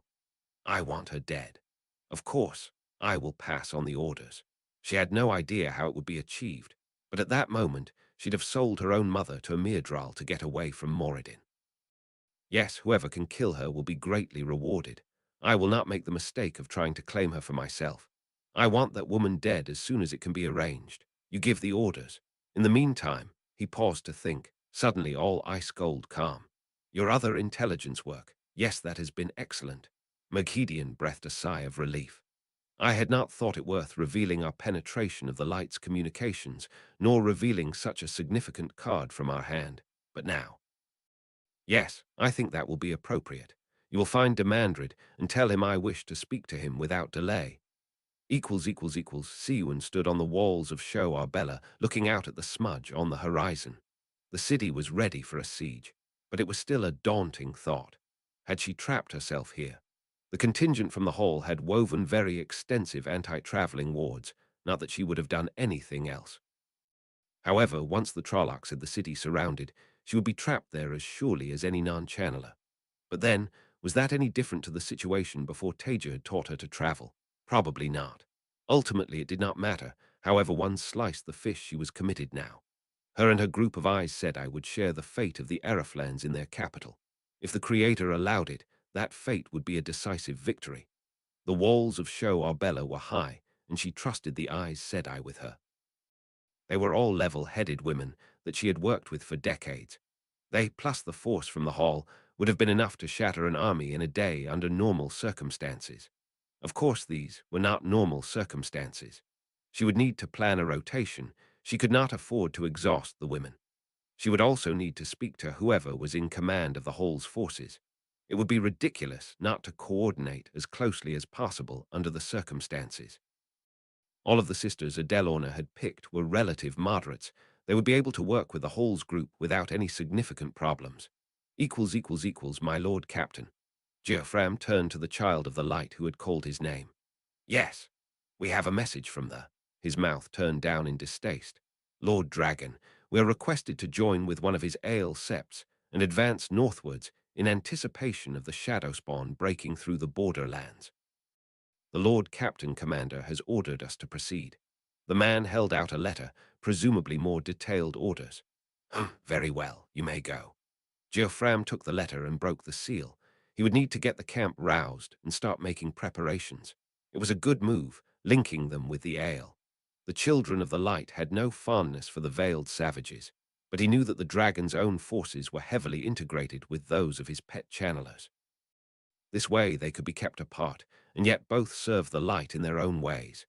Tell stepped out of the gateway near his new command post, his mind whirling. Taija really wasn't all right. That much was more than clear, but what could he do? He couldn't just abandon his command. It wasn't even that he wouldn't consider it, but she'd never accept it if he did. Her sense of right and wrong was too firmly embedded in her for that. She really was a true believer in their time's principles, to the point of sacrificing herself for them. He loved it about her, but right now all it did was make him worry more. In the end, all that left him was doing his job as well as he could until she could join him. Light, he hoped that she could sort Rand out soon. He was a good boy, but he had no idea how lucky he was with her. He scowled at the thought of Rand. He could understand why he'd done it. There was no malice to it, but he should have made sure Tell was told about Taija's injury straight away, for her own good as much as his. They would have to have words about that. But not now. Now he needed to beat the Shadow Spawn army that was grinding its way through Kandor. His mind went back to Taija. She needed to be there with him, not twisting herself into more and more misery over everything. A bit of love and care would have her back on her feet. She was strong, stronger than him really, but no one could be strong by themselves forever. Tell yawned as he strode through the village that hosted the new command post. He really needed some sleep, but first he needed to sort this out. He'd had to get an update from one of the aspirants dealing with messengers to find out where he was meant to be, but now that he was here, he wasn't very happy. This village simply wasn't a good location. It was both too obvious and too exposed. He'd seen a number of what were clearly messengers riding in and out on his way in, which meant anyone else who was looking could too, and the anti-traveling wards were nowhere near wide enough. It would be all right for a day or two. That would limit the risk without creating as much disruption as an immediate move, but he'd have to get them prepping a better location as soon as possible. Maybe a distraction attack at the front would help. He'd get on to getting another move set up as soon as he'd had an update from Jarin and made sure that the front hadn't collapsed in his absence. He yawned again. Light, how long had it been since he'd slept? He'd get someone on extending the anti-traveling wards as soon as possible too. Fuck, he hoped Taija was managing to hold herself together. Taija actually slept reasonably well after Tell had left. She still had nightmares, but she'd managed a good 6 hours or so, probably for the first time since Moradin removed her anyway. It meant that she was more productive with her work on the web for Rand. In fact, she thought she was pretty much there. Or less positively, she couldn't see any way to improve it. She did think it would work, though. It had to, of course, but also after solving the problem of the taint Taija felt, she at least had some understanding of the fundamental ways in which the Dark One's influence interacted with the power. It was all a matter of very specific waveform interactions, and maybe she should write a paper on it. Only by the time anyone would actually be able to understand it, she suspected there wouldn't be much interest left in the Dark One. Well, that, or they'd all be dead. Ultimately, she couldn't be truly certain it would work until the web was actually used in anger. Still, it was good news that she'd made it that far, no question about it. Maybe one more meeting with Rand. She might have to link with him to make sure he got the right idea, but then she was done. She could fuck off out of Keemlin, which despite its beauty had become one of her least favorite cities, and go to Tell. Everything would be better then. It might get boring if he was just generaling, but at least she could make herself useful, instead of just lying in bed turning into a depressed lump. There were a few tweaks she could still make to the web, even if she thought they weren't strictly necessary. The icing on the cake, so to speak, so she might as well work on those. Rand was away for the next couple of days, so she had time before she could next see him. Taija gave her pillow a squeeze and got back to work. I see you, Amy's. Alexei gave the wise one a polite bow. He would need to word this carefully. The Ale were prickly people and easy to offend without meaning to. I see you, Alexei Durkurl. What was it you wished to discuss with me? Alexei took a breath. I saw something strange when I was in the Blight, something that might relate to the Ale. I'm not totally sure, but I thought it might be important for you to know. He could only pray she didn't take offense. There was a man defending the Trollocs, a man who could channel, and while I wouldn't want to suggest he was Ale, there were enough similarities that I thought I should tell you. He couldn't read Amy's face, but her voice was hard. Tell me more of this man, Alexei Durkurl. I understand you make no accusations. This is something we must understand. There is no toe in honest words on this. Thank you. That was better than he'd expected. You must understand, it was battle, so I didn't get the chance to have a good look, but he had the look of the Ale, tall with red hair. He also wore something that looked like cadencer. Alexei grimaced at the memory of the headless corpse. However, he didn't veil himself to fight, but he did have what looked like a red veil hanging loose, like an Ale warrior before battle. Amy's actually looked perturbed at that. That is concerning. No Ale would debase themselves in such a way, yet you have clearly seen something. She stared off into the distance for a moment. No doubt more will become clear as the dance with Sightblinder continues. For now, we shall watch for this. Thank you. Demandred scowled to himself. He truly hated being given orders by Ishmael, or Moradin, as he now called himself. That did not mean he would not obey. He was not enough of an idiot to try to challenge the man. But if there was one thing he hated more than anything in the world, it was being second to someone. At least in this case, Moradin acknowledged he was the better general. That was a crumb of comfort. However, that crumb was being ruined by his current orders. He was not even sure how Moradin had learnt of his possession of Sarkinen. However, it was meant to be a war winner.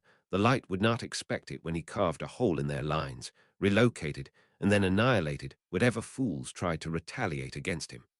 But now he was being told to give away his greatest trump card, well other than the Sharon forces, for relatively minor gains.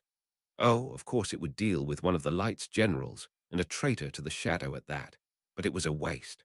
All because Moradin had lost his temper.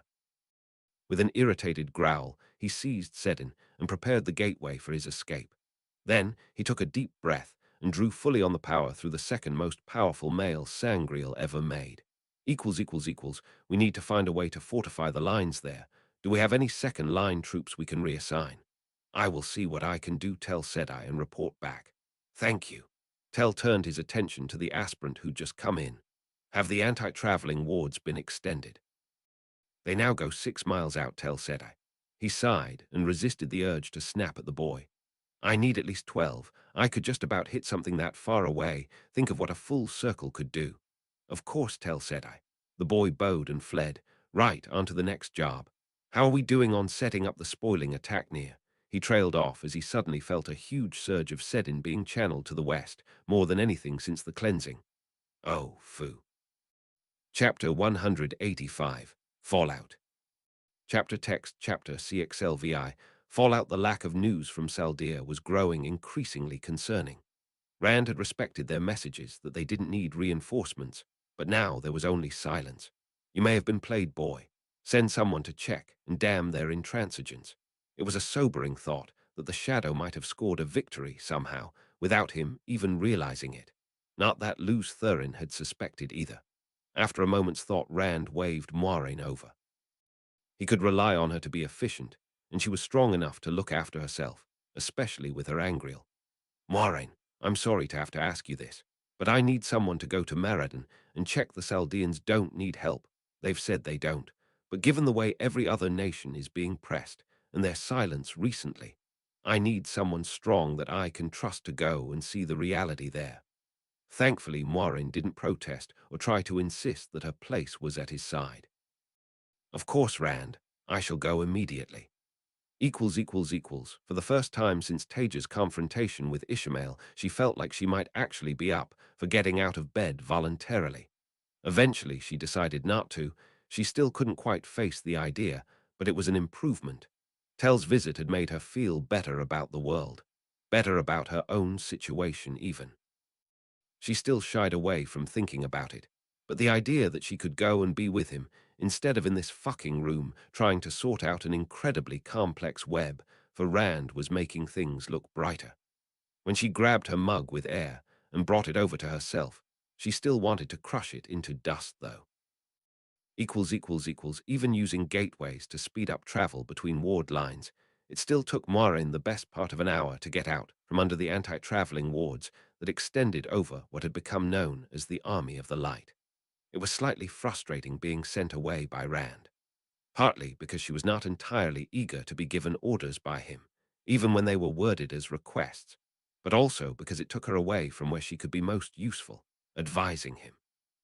However, she knew that was not an entirely fair line of thought to follow. He was entirely correct about the importance of checking on Meriden, and it spoke well of their relationship that she was his choice for the job if he was truly worried that it had been subverted by the shadow.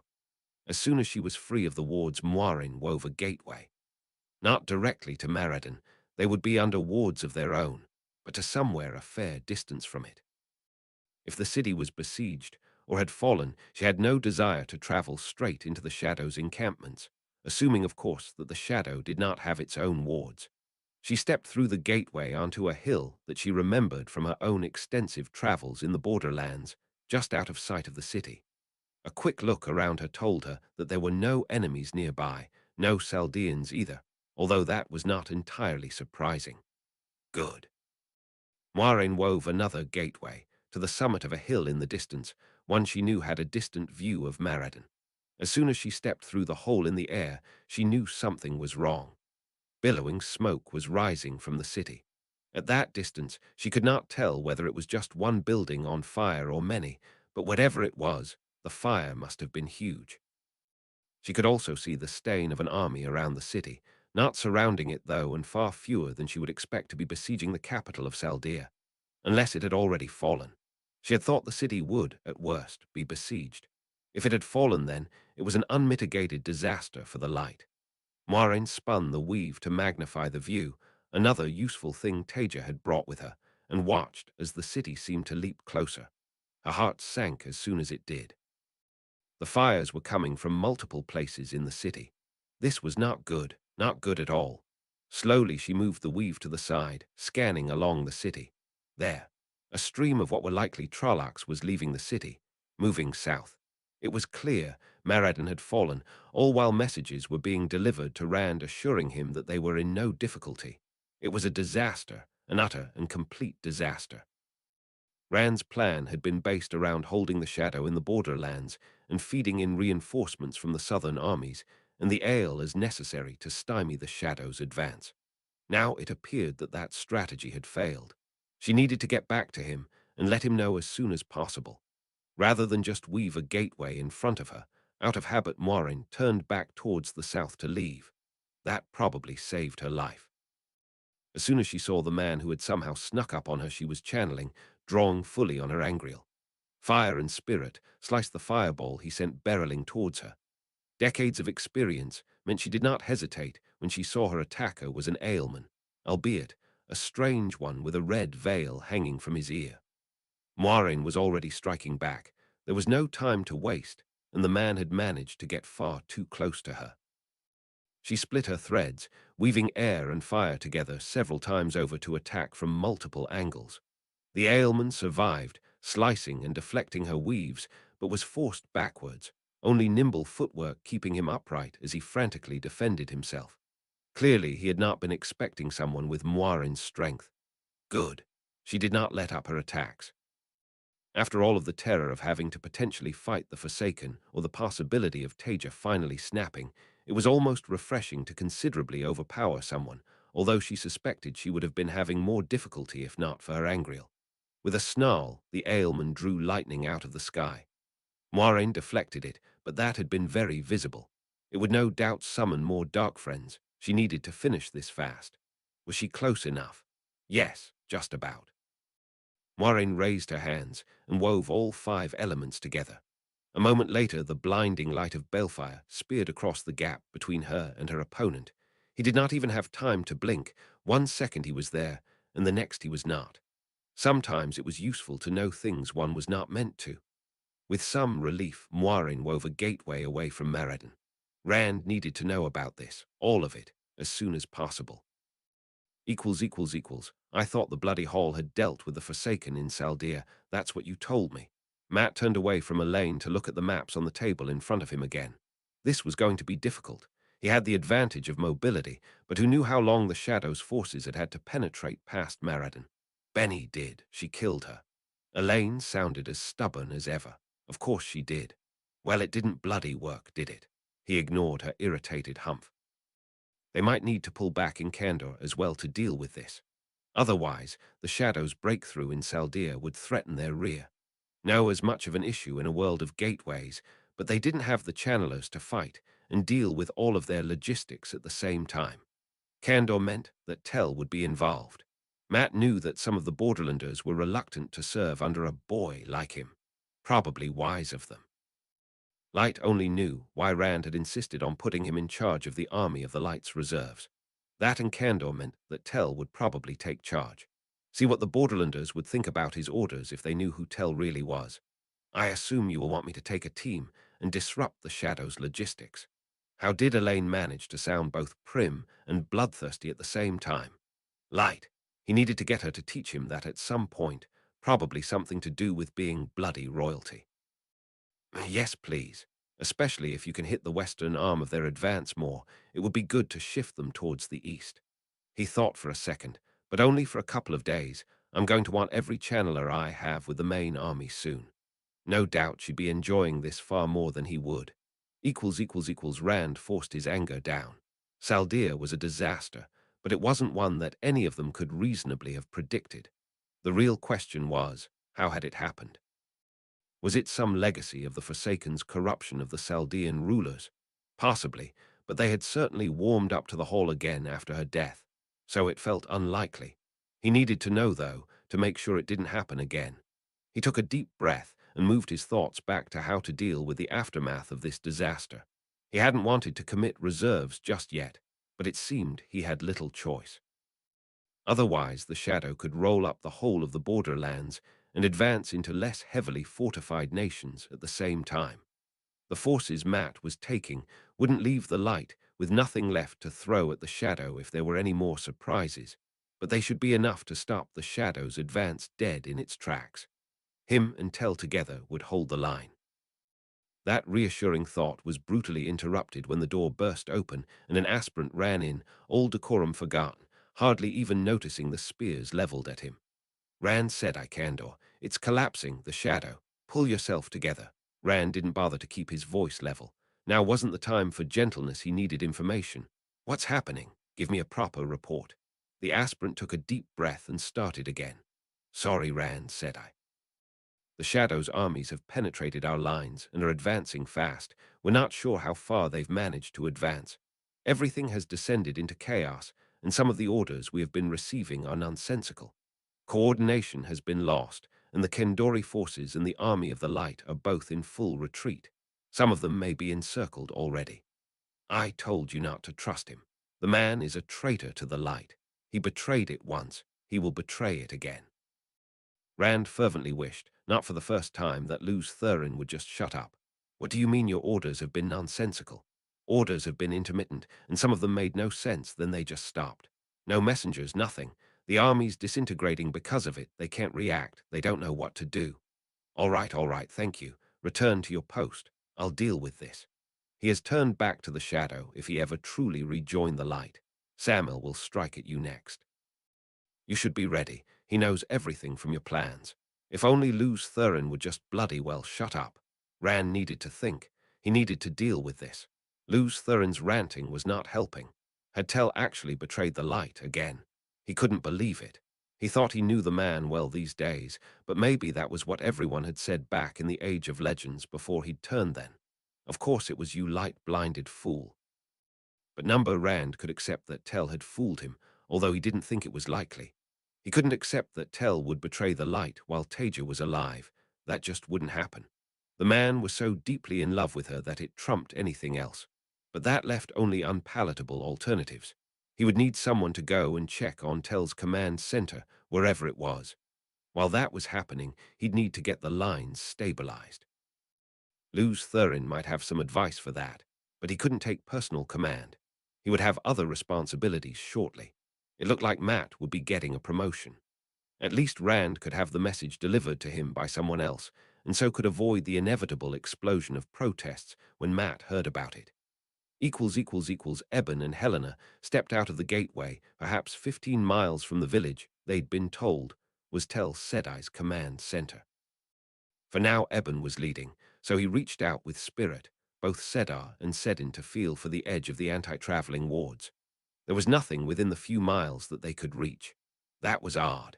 He didn't want to try to spin a gateway into the wards, depending on how they were set up that might trigger an unpleasant reaction from whoever was monitoring them, but they should have extended somewhat further. He didn't need words. Helena understood. After a moment he spun another gateway, moving closer before probing again. Once more there was nothing. This wasn't good, not good at all. He exchanged a glance with Helena and then spun another gateway, this time to the edge of the village. They leapt out of it, ready to dive for cover at the first sign of trouble. Instead, they came to a stumbling halt. There was no village, just a blackened crater many spans across. The trees around it, those that were still standing anyway, were burnt down to their trunks. Even the grass seemed to have been washed away by incredible heat. Light. What had happened there? As the aspirant fled, the room Rand sank into a chair, his hands on his temples. Tell was dead. The only thing that would have been worse would have been if Luz Thurin had actually been right, and he'd defected back to the shadow. Light. He'd actually grown to like the man, despite everything. Yet another sign that you are a terrible judge of character. Even acknowledging his past, accepting Luz Thurin's view that no one sane could truly like the man after everything he had done, it was still a huge disaster for the light. The shadow had taken the opportunity and broken the lines in candor. He just lost one of the strongest and most skilled channelers in his arsenal, as well as a highly skilled general. It also strongly suggested that the shadow had at least one powerful sangreal in their arsenal. They'd done their best to plan on the assumption that it did, because paranoia was the only sensible route to victory, but to have it confirmed did not improve Rand's mood. Matt already had his orders to shore up the front in Candor, hopefully preserving as many of the light's forces there as he could until the lines were stabilized. Rand hoped it would be enough. He'd have to make sure Matt was informed about the sangreal and Tell's death too. Light, there was so much to do. This was going to be ruinous to the Hall's morale too, and Taija, oh Light, she was going to be devastated. You absolutely cannot let her find out about this. Do not tell her under any circumstances. Rand didn't know how Luz Thurin could even say that. Did he not realize how much of a betrayal of trust that would be? He owed her everything, and she'd probably never speak to him again. I know exactly how much of a betrayal of trust it would be. Personally, I think she will be better off without him, but regardless of that, she is foolishly obsessed with him. Think about what finding out might do. It would hurt her, of course it would, but withholding that knowledge would only hurt her more. Think you fool, she is already on the verge of breaking. That was unfair. Rand didn't know why Luz Thurin was so insistent on underestimating her. She pushed through more things than Luz Thurin could imagine. You might be surprised, boy. Regardless, you need her mentally intact and working on how to seal the Dark One. Without her, you have nothing, less than nothing. If you wanted to foolishly sacrifice yourself to do it, that would be your business. You would no doubt take me with you, but I cannot say the idea displeases me so much. However, I have put a lot of effort into keeping you alive, and even if I had not, you have no idea what you would actually do. Simply going and slitting your wrists and bleeding on the Dark One is unlikely to have much effect. For a man who claimed not to care whether he died, Luz Thurin could be impressively selfish. I am not being selfish, boy. I am trying to save your miserable life. However, if you continue to insist on undervaluing it, then fine. Think of it this way. If you go to Shale Gull with no plan and lose, what exactly do you expect to happen to the rest of the world? If you take your duty to the world seriously, you need Taija Kosola functional, at least until she has completed that web. It was with some satisfaction that Taija decided that she developed her anti-Dark One web as far as she could. Now she just needed to wait for Rand to be back, and then she could make sure he and his Luz Thurin voice understood it. Then she was free. She'd get out of bed, and she'd go and be with Tell. She was allowed to be needy. It was fine. Done her duty, she could be proud of herself. She did need a better name for the web, though. Taija was trying to think of a catchy name, instead of thinking about other things when someone knocked on her door. She was a little confused. Rand wasn't meant to be back for another day, and none of the servants normally visited around that time. Come in. The door opened, and Alexei entered the room. He looked hesitant, worried, and miserable. Oh, light. She hoped Alusha hadn't been killed or something like that. Taija was immediately more focused, propping herself up on her remaining arm ready to comfort him if it was that. However, before she could say anything, Alexei spoke. I'm so sorry, Taija. I came as soon as I heard the news. Taija blinked in confusion. What news? Has something happened? He stopped where he was standing. You don't know. Don't know what? Icy fear was spreading through her veins. What had happened? Anger flashed across Alexei's face, absolute fury. Oh, Light, he hasn't told you. Taija clamped her hand down against her thigh to stop the tremors in it. Hasn't told me what? Alexei just stared at her for a second, wide-eyed. What's happened, Alexei? She struggled to keep her voice calm. It's tell. He's dead. Taija's world went black. As consciousness returned, Taija opened her eyes to see Alexei sat on the side of the bed, looming over her, concern painted across his face. Did she misremember? Did she imagine what he'd said before? One look at Alexei's face told her she hadn't. No, it couldn't be. It just couldn't. Taija shook her head frantically in denial. I'm so sorry. He wasn't letting her deny it. What was the point in denying it? Every time she tried to deny things in this light-forsaken time, she was proven wrong. W. She could barely make herself say the words. What happened? On some level, Taija was screaming at herself, but mostly she just felt numb. Like she needed to curl into a ball and go to sleep, never to wake again. Shouldn't she be crying? She didn't know. Nothing seemed to be properly functioning inside her head right then. Alexei hesitated before speaking. I was told it was a Sangreal strike. They worked out where his command post was, and he wouldn't have suffered. It felt like her world was cracking, turning to glass, falling in shattering sheets around her. Taija closed her mouth. She didn't know what to say. There was nothing to say. She couldn't even really process what he'd just told her. It didn't make sense on a fundamental level. The pattern had brought him back to her. This wasn't what was meant to happen. Taija shook her head and tried again. Alexei reached across her to clasp her remaining hand. You don't need to say anything. I'm here for you. We're all here for you. We'll get through this together. His comforting words skittered off the surface of the numbness enveloping her. She couldn't do this. She couldn't deal with his concerned eyes and comforting words. She needed to. Taija didn't even know what she needed, but right at that moment it wasn't him. The words came out without needing any conscious intervention. Thank you, Alexei, I appreciate it, but I think I need to be alone right now. Taija, I don't think, please. Her voice broke a little. I just need to be alone. I just can't. All right, just look after yourself. It will hurt, but you're strong and you have friends, so many people who love you and are here for you. It was ludicrous. She was getting comforting words from a man who wasn't much more than a tenth of her age. On another day, it might have amused or even annoyed her. Now it was just a thing to store away amidst everything else. I'll come and visit you again as soon as I can. Once Alexei was gone, Taija was left lying in bed, pillow clutched tightly to her and staring at the ceiling. She didn't want to think about anything at all, but her brain betrayed her. All she could see were the scenes she'd fantasized so much about.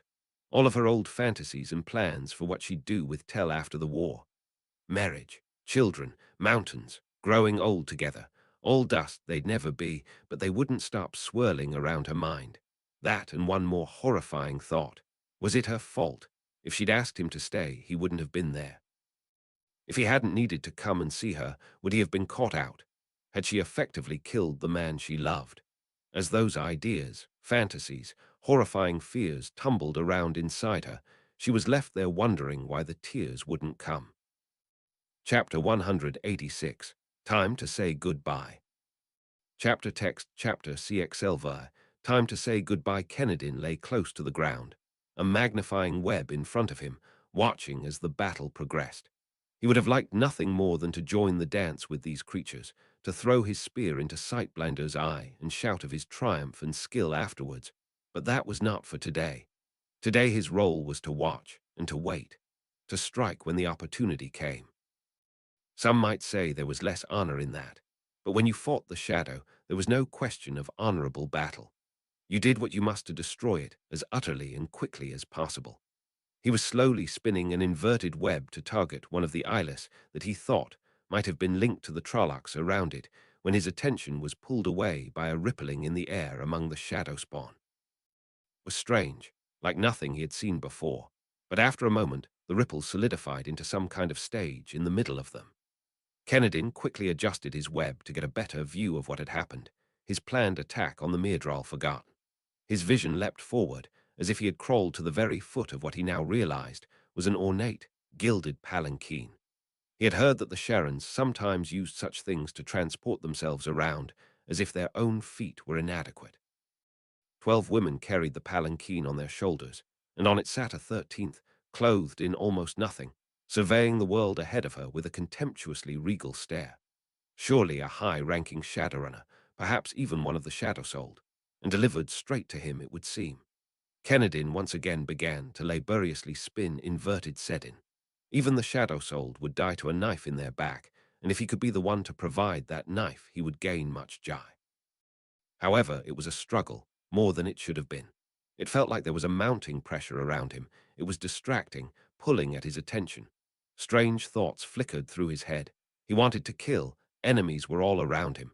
Kennedin nearly straightened up from his concealment to find the enemies that were closing in on him before discipline reasserted himself. No, this must be a trick of some kind.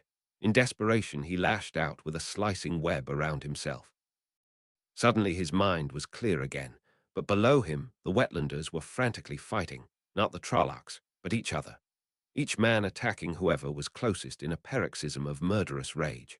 What were they doing? Rand carefully schooled his face into normality, burying the trepidation and guilt he was feeling deep into the void, and knocked on Taija's door. "You can do this, boy, for the good of the world." A moment later she called out for him to enter. Taija was sitting on the bed, staring blankly at the wall in front of her. She barely moved when he came in, and her voice was flat. "Hello, Rand. You'll be pleased to hear that I think the web is ready for you."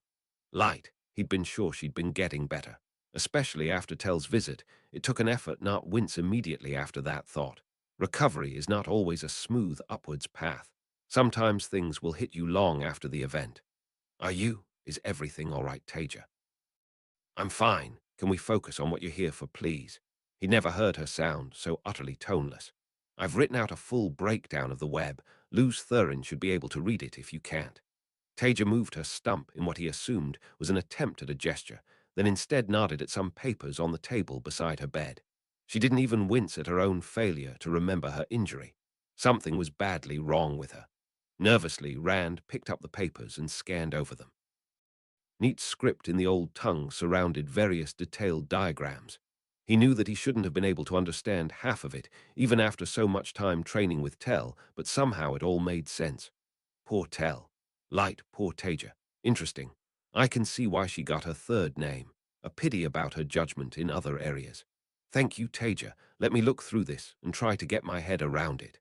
I can ask questions as I go. I'm already fairly familiar with what you're doing from our other sessions, so hopefully it won't be too difficult." She barely even reacted to that, just the tiniest of nods. Rand tried to put it out of his mind. He needed to focus, and to use Luz Thurin to make sure he really understood what he was looking at. What does this connection between the lateral foundations do? Rand pointed to a diagram in her notes. "It's a binding agent. You need to keep the amount of spirit in it at precisely the right level, or otherwise the whole web will start to collapse. When you spin it, you'll need to keep some focus on those elements." Her voice was still flat. Normally, even at her worst, she'd perk up at the prospect of technical discussions. Rand asked a few more questions and got the same answers, entirely correct, completely helpful, and delivered as if she was utterly disengaged. It was with some relief that he was able to say, "All right, I think I can spin the web." "Very well. I don't think you can rely on that, though. Link with me so I can see you spin it." Rand stared at her for a second. "But you hate linking." "I'll live. Link with me." After a moment's hesitation, Rand opened himself to the power, and a moment later was in a link with Taija. He'd done it before, of course, but only a few times, culminating in the cleansing of the taint. This was different, the little bundle he could feel in the back of his head that was her felt, for lack of a better word, dead. There was barely any emotion flowing through it, just cold nothing. Taija, she cut him off, perfectly polite and perfectly blank. Please spin the web. I know you have many other things you need to worry about. You can't be wasting time. Rand sighed and drew on Sedar through her. At least it wasn't as unfamiliar as it had once been, but he was very aware that during the cleansing it had been her leading the link, while this time it would need to be him. Worrying about her was distracting too. She hadn't been this bad since. I think she has found out Tel Janin is dead. That wasn't possible, though, was it? People knew, of course, but they weren't just hopping back to Keemlin. Anyway, she wasn't that controlled. If she knew, she'd be shouting at him, not this. The whys and the hows do not matter, boy. You gambled to keep her in the game, and you lost the throw. Too bad. You can just thank the Creator that she has chosen duty over self-indulgence. Rand tried to suppress the spike of fury he felt at Luz Thurin's dismissive words. He also tried to push down the surge of guilt that rose up in him. She'd be able to feel those as easily as he could feel her emotions through the link. Maybe this was why she hated the things so much. Rand slowly spun the web, struggling with Sedar's unfamiliar shape. It didn't come out quite how it did in the diagrams. That's normal, boy. Spinning while linked is never quite the same, else we could just teach through links. However, he knew on some level that it would still serve its purpose. Taija looked the web over as he held it there. She didn't frown, nor did she smile. Her face remained as disengaged as ever. That's close, but not good enough. You need to. She started reeling off a series of technical corrections. When she was done, Rand tried again. No, you need to. Again with the corrections, all in the same numbed, blank tone. Maybe Luz Thurin was right and she had found out. After the third irritation, he let the web dissolve and turned his full attention on her. Taija, I know I should have. Spin the web again, Rand. Her tone allowed no argument. Rand spun again.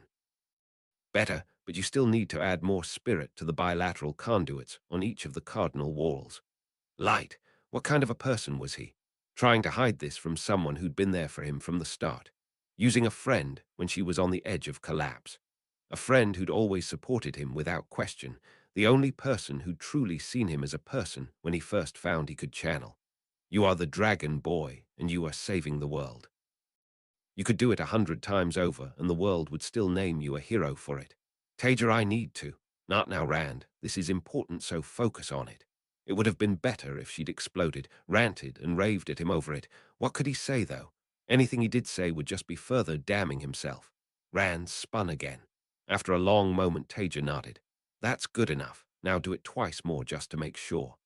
Her tone was as lifeless as it had been since he'd walked in. Cringing internally, Rand did as he was told. Fine, you've got it. Release me from the link.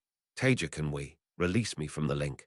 Her tone didn't change in the slightest, but Rand hurriedly did as he was told. Of course, but Taija, I'm sorry, you got what you wanted from me. I've stuck with my principles and done the right thing. He didn't need her to make the contrast explicit. Please, could you leave now? I don't want to talk to you anymore. She looked away from him. Taija. He trailed off as she didn't even react. All right, I'm sorry and thank you. Maybe we can talk in a day or two. Of course, Luz Thurin had to chime in as Rand turned to leave, glancing behind him at Taija, who'd sunk down in the bed and pulled the blankets up to her chin to stare at the ceiling. Well, boy, you truly are the luckiest man alive, it would seem. She is stronger than I had expected. She pulled herself together and did her duty, despite everything. One of the things Rand had promised himself before Tyr was that if he truly was the dragon Raban, he would uphold the principles of the Age of Legends Aes Sedai, make himself worthy of being more than just a prophesied sacrifice for the Dark One. So much for that. Grow up, boy. She did her duty. Now you must do yours. Rand closed the door behind himself. There was a certain, unpleasant finality to it. It was probably inevitable given her questionable choices. She deserved better than anything Tel Janin could have given her, but there we are.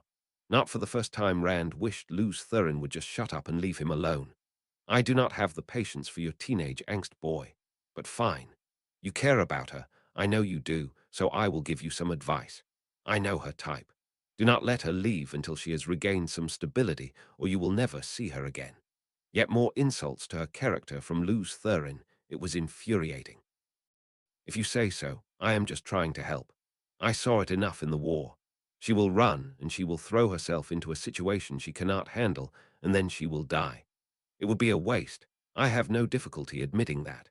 So if you care about her, make sure she stays in this place you call a city, at least for the next few days. Lord Lanham ducked a blow from a Trollocs axe and then slashed his sword across its front. A moment later, he winced as fire erupted among the shadow spawn ahead of him. He still could not get used to men wielding the one power. Women were bad enough. He was not going to complain now, though. Without the Aes Sedai and 2 aspirants from the Hall of Servants, the shadow spawn would no doubt have broken through his banner's lines by now. They had already retreated far to the south of their original positions before he had been able to rally them to slow the Trolloc advance, and now they, along with other banners from the Kandaran forces and the Army of the Light, were holding the line once more. Light only knew what had gone so wrong to allow the shadow its breakthrough. He did not want to think about how many Kandarans had died as a result. Here they came again. Trolloc horns sounded, and bestial figures rose ahead of him with the roaring and grunting of their monstrous kind. Only there was something else, too, was that high-pitched laughter coming from among the Trollocs. "Hold the line, men. Steady, steady." He tightened his grip on his sword. That definitely sounded like laughter. Children's laughter at that. What in the light? Lightning shot down from the sky, struck amidst the Trollocs, followed by the rumble of thunder, but then some of it bent sideways, clearly deflected by an unseen force. Did the shadow have channelers with them now? He fervently hoped not. Then they were coming, bounding forward again, bestial cries, but with childish laughter mixed in. What was going on? Several of his men were wavering. Steady, they're just Trollocs. He was not sure if he had added that to reassure the men or to reassure himself. As they came closer, he saw some of the Trollocs seemed to have a second, smaller head. Odd. The bestial mutations of the creatures were always unpleasant for the eyes. Then childish laughter turned into an infant's shriek of agony, and fire leapt from the Trollocs towards his men. Some vanished, but around him men fell, screaming with agony as they burnt. Where was the channeler, though? Couldn't the Aes Sedai deal with them? Seconds later, the Trollocs were at their lines, desperately trying to bash their way past the wall of spears, accompanied by that high-pitched laughter, punctuated by occasional screams, all grating at the inside of his head. A Trolloc fell to his sword, and then another leapt forward. On its shoulder, somehow obscenely attached to its neck, was a child's head. A young girl, happy giggles coming from her mouth. Lanham hesitated at the disturbing, incongruous sight, and nearly lost his head as a result, leaping back just in time. What new monstrosity was this? He raised his sword into butterfly floats amidst the rushes, ready to attack, when the girl's face suddenly changed. Agony painted its way across it, and she screamed, louder than he had heard a child scream before. Fire flashed from the Trolloc, slamming into him and carrying him to the ground. The last things he heard were the child's screaming and his own flesh burning. Siwan winced as hugely powerful weaves of cedar descended on the walls again. She was not sure why the situation had changed, but the Shadow's efforts had become far stronger. She had had concerns about holding the city before, but now there was either one of the Forsaken or a large link making strikes on the defenders, or maybe even both. If they just allowed it to continue, they were going to find themselves overwhelmed, unable to even strike back with the range the Dark Friends were attacking from. Not if she had anything to say about it. She drew fully on her link. Sedin and Sedar roaring through her. It was fortunate that the leader of the Hall's contingent here was reasonable. If he had been as eager to stand on his position as some of the tower's Aes Sedai could be, then cooperation would have been much harder. As it was, every single channeler within the city's walls knew that their survival depended on them cooperating. With a huge amount of the power roaring through her, Siwan sent a rainbow of weaves hurtling back at the source of the attack on the walls. A brief, intense, overpowered bombardment. As soon as it was done, she released the link and they fled, scattering out of the way of any potential retaliation. She doubted that she had killed whoever it was out there, but at least it would force them to be more careful in their attacks. After Rand left, Taija went back to staring at the ceiling. She couldn't bring herself to do much more than that. The last battle was raging, but it felt to her like the world was already ended. What was left for her now? A bleak, empty world. People demanding ever more from her, using her. A black void with no end. When Taija tried to imagine what the world would be like when the last battle was over, she just couldn't. There was nothing. If she survived it, then what? There was no place for her in the world. She was just a relic that should have died 3,000 years ago. They might say the Creator had brought her to this time for a reason, well, great. She'd helped cleanse the taint, she'd given Rand the key to his survival, and she'd passed on her skills. She'd done her job, done her duty. She was starting to hate that word. All Taija had wanted was a small bit of happiness, to be able to have the one thing she truly wanted and she'd thought she actually could. And now it was gone. Tell was gone. There was just nothing left. She was alone. As these thoughts spun through her head, Taija came to a realization. She needed to get out. She needed to go. She couldn't stay there in that fucking bed or she'd go completely insane. For a moment, Taija clutched her pillow tighter to herself, recoiling from the thought. When had she become scared of getting out bed? It didn't matter. Taija dismissed that fear like she dismissed so many others over the years and slid herself sideways so her legs dangled over the bed. There should be clothes in the cupboard since they'd been encouraging her to get up. She pushed herself to her feet with her good hand and nearly fell over. Light, her legs didn't seem to work properly. She shouldn't have stayed in the bed for so long. It didn't matter, though. Nothing really mattered anymore.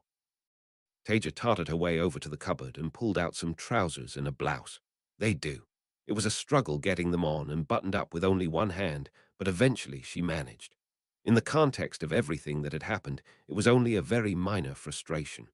Once she was properly dressed, she got up again, and then, after a moment's thought, went and fetched a coat from the cupboard too. Then she went back to the bed and sat down for a rest. When had she last eaten? She needed fuel. There was no point collapsing and finding herself back in bed again. After a minute, Taija felt she'd recovered her breath, so she got up again and headed to the door. However, when she pushed the handle down, the door didn't move. It took her a moment to realize it was locked. What the fuck? It didn't matter, though. She embraced Sedar and spun Earth into the lock, feeling it out. She could shift it just so, and then, actually, she couldn't bring herself to care. She added a touch of fire and spirit, and the metal dissolved to dust. This time, when she pushed down on the handle, the door opened. There were two men outside. Two men she recognized, Nalam and Aviesh. Two full Aes Sedai from the hall. They jumped when they saw her and then bowed. "Taija, why are you up at this time of night?" She looked at Nalam, her gaze flat and unimpressed. She needed to hold herself together for this. "Why are you outside my door, and why was it locked?" "For your protection. After everything that's happened, the Lord Dragon was worried that you might be attacked again." He was lying. Nalam was in his 30s. He still hadn't learnt to lie convincingly. Another lie told to her. It felt like a small thing in the face of everything else. "Oh, I see." She ignored the flickering of rage under her numbness. "Well, thank you, but I can defend myself. Shouldn't you be in the borderlands or at the hall? Your safety is more important." "I see." This a polite way of keeping her prisoner. Taija started to walk, and they quickly fell in beside her. "Where are you going?" Taija said.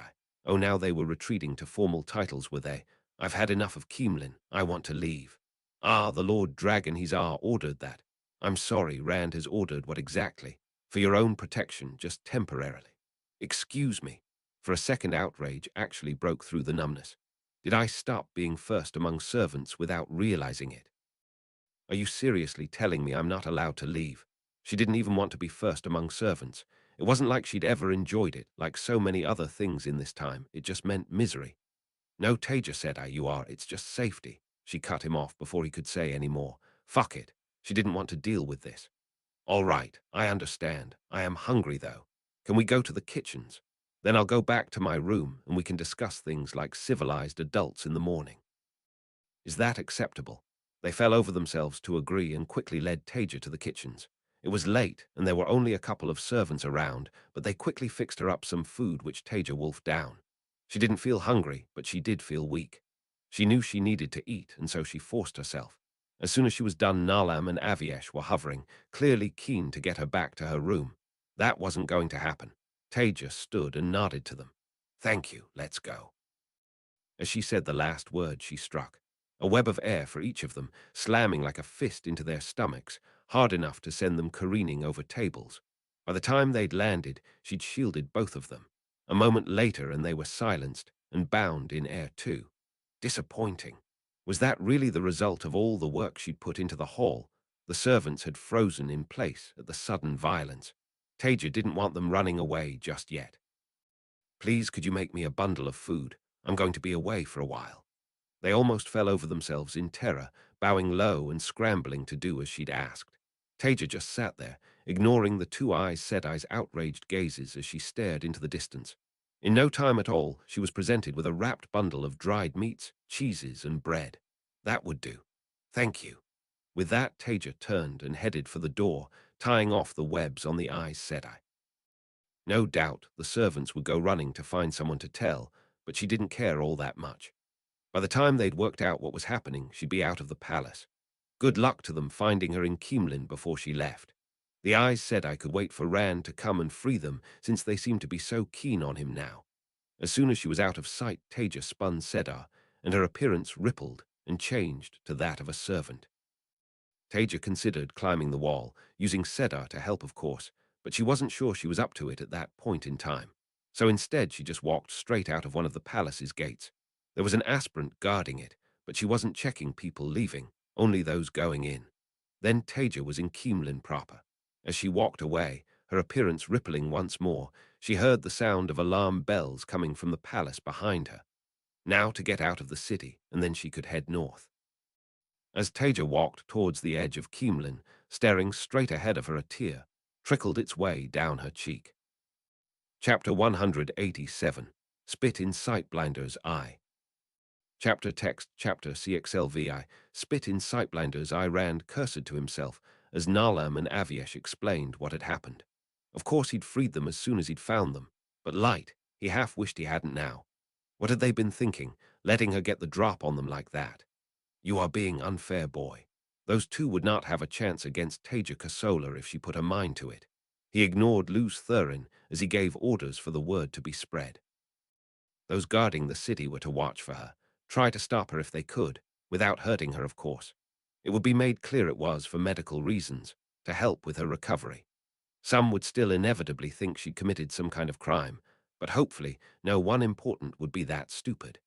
It is useless. If she could walk straight through two Aes Sedai who should have been ready for her, then how exactly do you think any of the meager resources you have in place will be able to stop her before she is gone? Accept it, move on. Luz Thurin was right about one thing. He wasn't going to just accept this like Luz Thurin told him to, but he did need to move on regardless. Taija would hopefully be found, and he would make sure that she was looked after, but if she wasn't, then there was nothing he could do about it. Regardless, she'd been there for him until the end. He would do what he could for her. Do what you can to assuage your guilt, you mean. He'd do what he could for her, but he had a more pressing mission. He'd thought he would try to get Taija to help him to end the Dark One's threat once, and for all, to be at his side with the Choden Cal, but it was clear that wouldn't be happening. So Nynaeve would have to be taken away from her healing.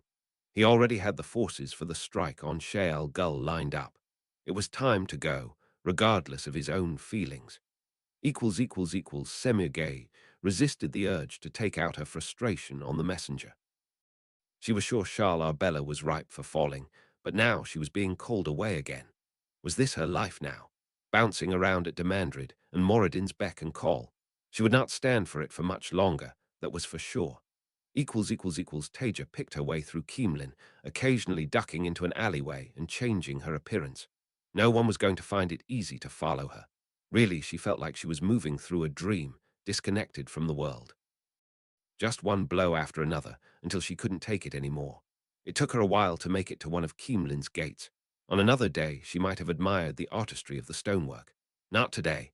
Everyone leaving was being checked by a pair of aspirants.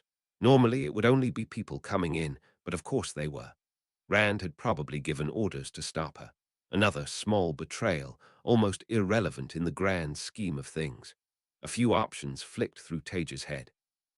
She could probably just exit straight through the walls if she really wanted to. That would risk hurting innocent people, though. However she feel about the world, that wasn't something she wanted to do. Fuck it. It wasn't like the aspirants could actually stop her if she wanted to go through them. Taija ducked into an alley and undid the webs concealing her appearance, and then headed out again to join the queue of people leaving the city. She could tell the moment when she was spotted because the aspirant's eyes widened, and one of them turned to a guard and sent him running. Fine. She hadn't wanted to queue anyway. Taija stepped out and just strode straight to the front. Amit and Jandian interposed themselves in front of her with a bow. "I'm sorry," Taija said, "but we can't let you leave Keemlin." "Excuse me." Taija managed to interject a healthy amount of disbelief into her tone, even though that was exactly what she'd expected. Anyway, if she acted like she felt there was no way they'd stand aside, they looked embarrassed. "The Lord Dragon has given orders for your own good. He said you were injured and needed to rest, and that you'd overstrain yourself if you were allowed to." Two pairs of eyes flicked to her missing arm. She hated it, but at the same time it felt like the least of what she'd lost. Taija briefly considered just shielding them and leaving them frozen in place. It would be so much easier than having to talk. The Lord Dragon. "You mean Rand Sedai, of course." "Yes, of course," Taija said. I don't think Rand Sedai gets to tell me what to do. Not only am I Aes Sedai, but I'm the first among servants.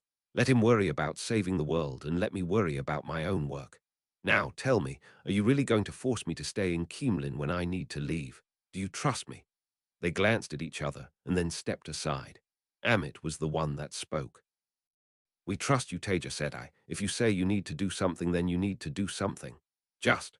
Her eyes flicked to Taija's missing arm again. She wished people would stop doing that. "Please look after yourself. You're everything to the Hall." She hesitated. "We could come with you and help with whatever it is you're doing, if you want." Jandian nodded at that. Taija gave her a surprised and actually genuine smile, touched even through the blackness that seemed to pervade her thoughts. "Thank you, Amit. I appreciate that, but it's not necessary. Keep up the good work, and I'll see you when this is all over." She wouldn't, but at least some people had actually shown loyalty to her. As soon as Taija was past the gates and the ward line that ran along the walls, she spun a gateway to the next line. It helped that she was reasonably familiar with them. She needed to be away from Keemlin fast before Rand found out where she was and came after her. If he caught her, he'd probably have her shielded and locked in a room. It wasn't going to happen. She wouldn't let it. A couple of minutes of walking where the wards were layered close together, and then another gateway. It took a few more before Taija reached the end of the wards. Keemlin and the Hall were probably the two best defended places on the planet, and it could be a complete pain in the arse sometimes. Still, now she was free. No one would be able to find her if she didn't want to be found. Taija spun Seda, splitting the flows, and her appearance rippled at the same time as she opened a gateway to somewhere far, far away from Keemlin.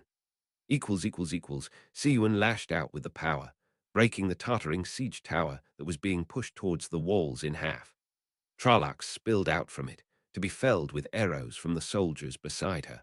Whoever it was that had been battering the walls with so much of the one power seemed to have gone, for what little it was worth. They had done plenty of damage to the defenders before their attacks had stopped. The hall and tower's numbers on the walls were painfully diminished.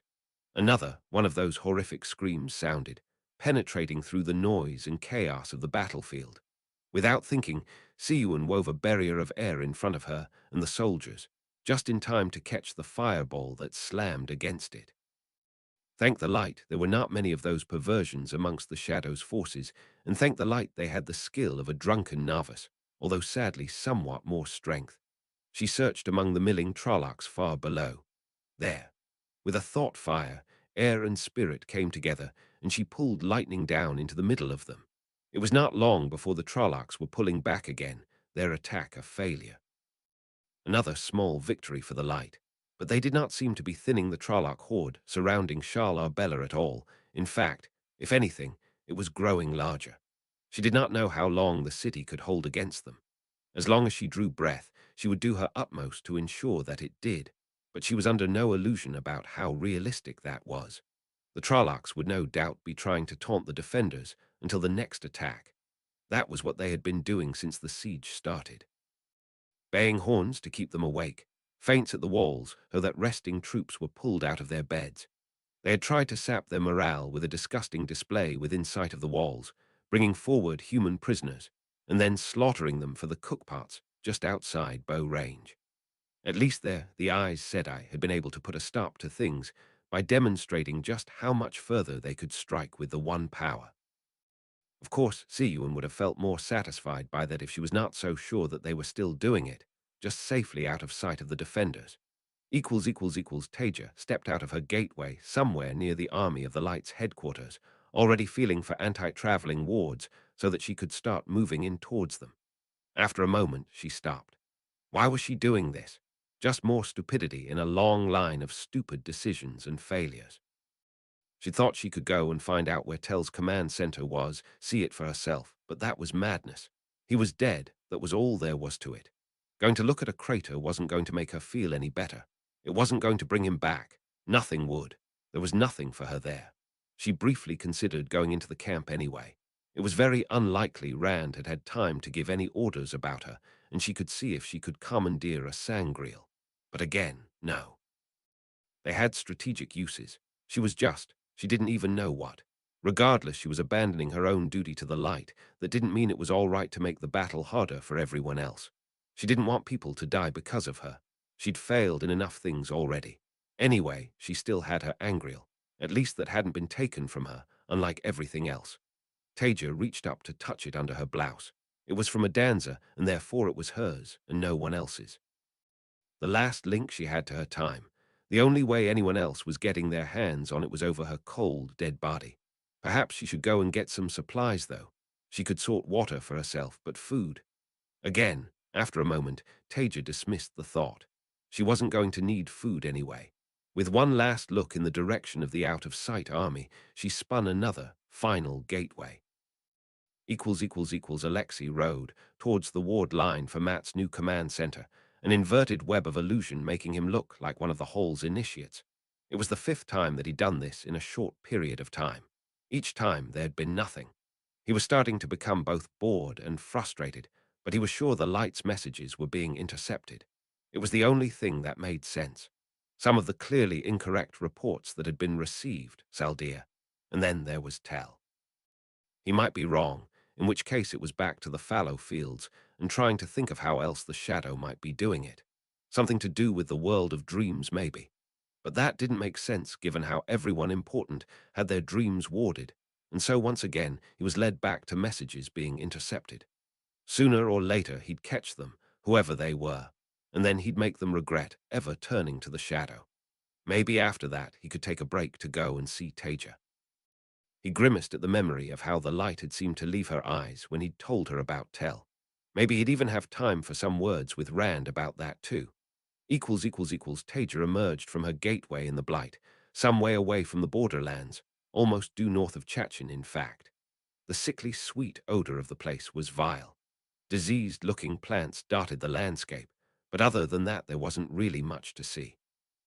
It was still one of the most visible reminders of the failures of her time, of the failures in her life.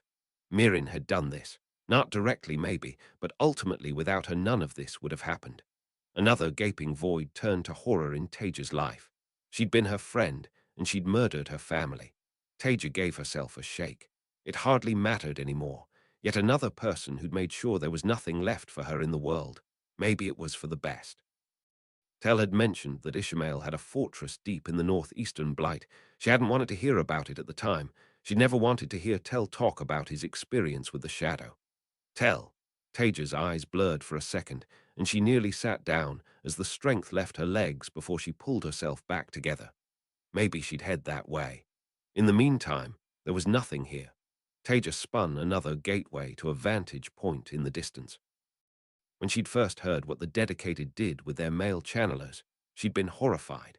Since Alexei had told her about Tell, she'd felt more like she understood it. Matt glanced over the various models on the map showing the disposition of his armies and where they thought the shadows were, or at least their disposition over the last day or so. There were always delays in getting information. In the end, he'd had to make the hard choice to deploy them further back than he'd have liked. It meant more poor bloody people were going to die at the Trollocs' hands, but without good intelligence on exactly where the shadow had reached, there was just too much risk of the piecemeal destruction of his forces. He had a few surprises for when they made contact, too. Oh yes, he did. If he was really, really lucky, the Shadow's general wouldn't even have any of their own to throw back at him. Of course, he was never actually that bloody lucky. He looked again at the map. Truly hoped he hadn't made any mistakes in how he deployed the forces. There were certain weak points in the lines. Barely trained levies from southern nations were the most obvious.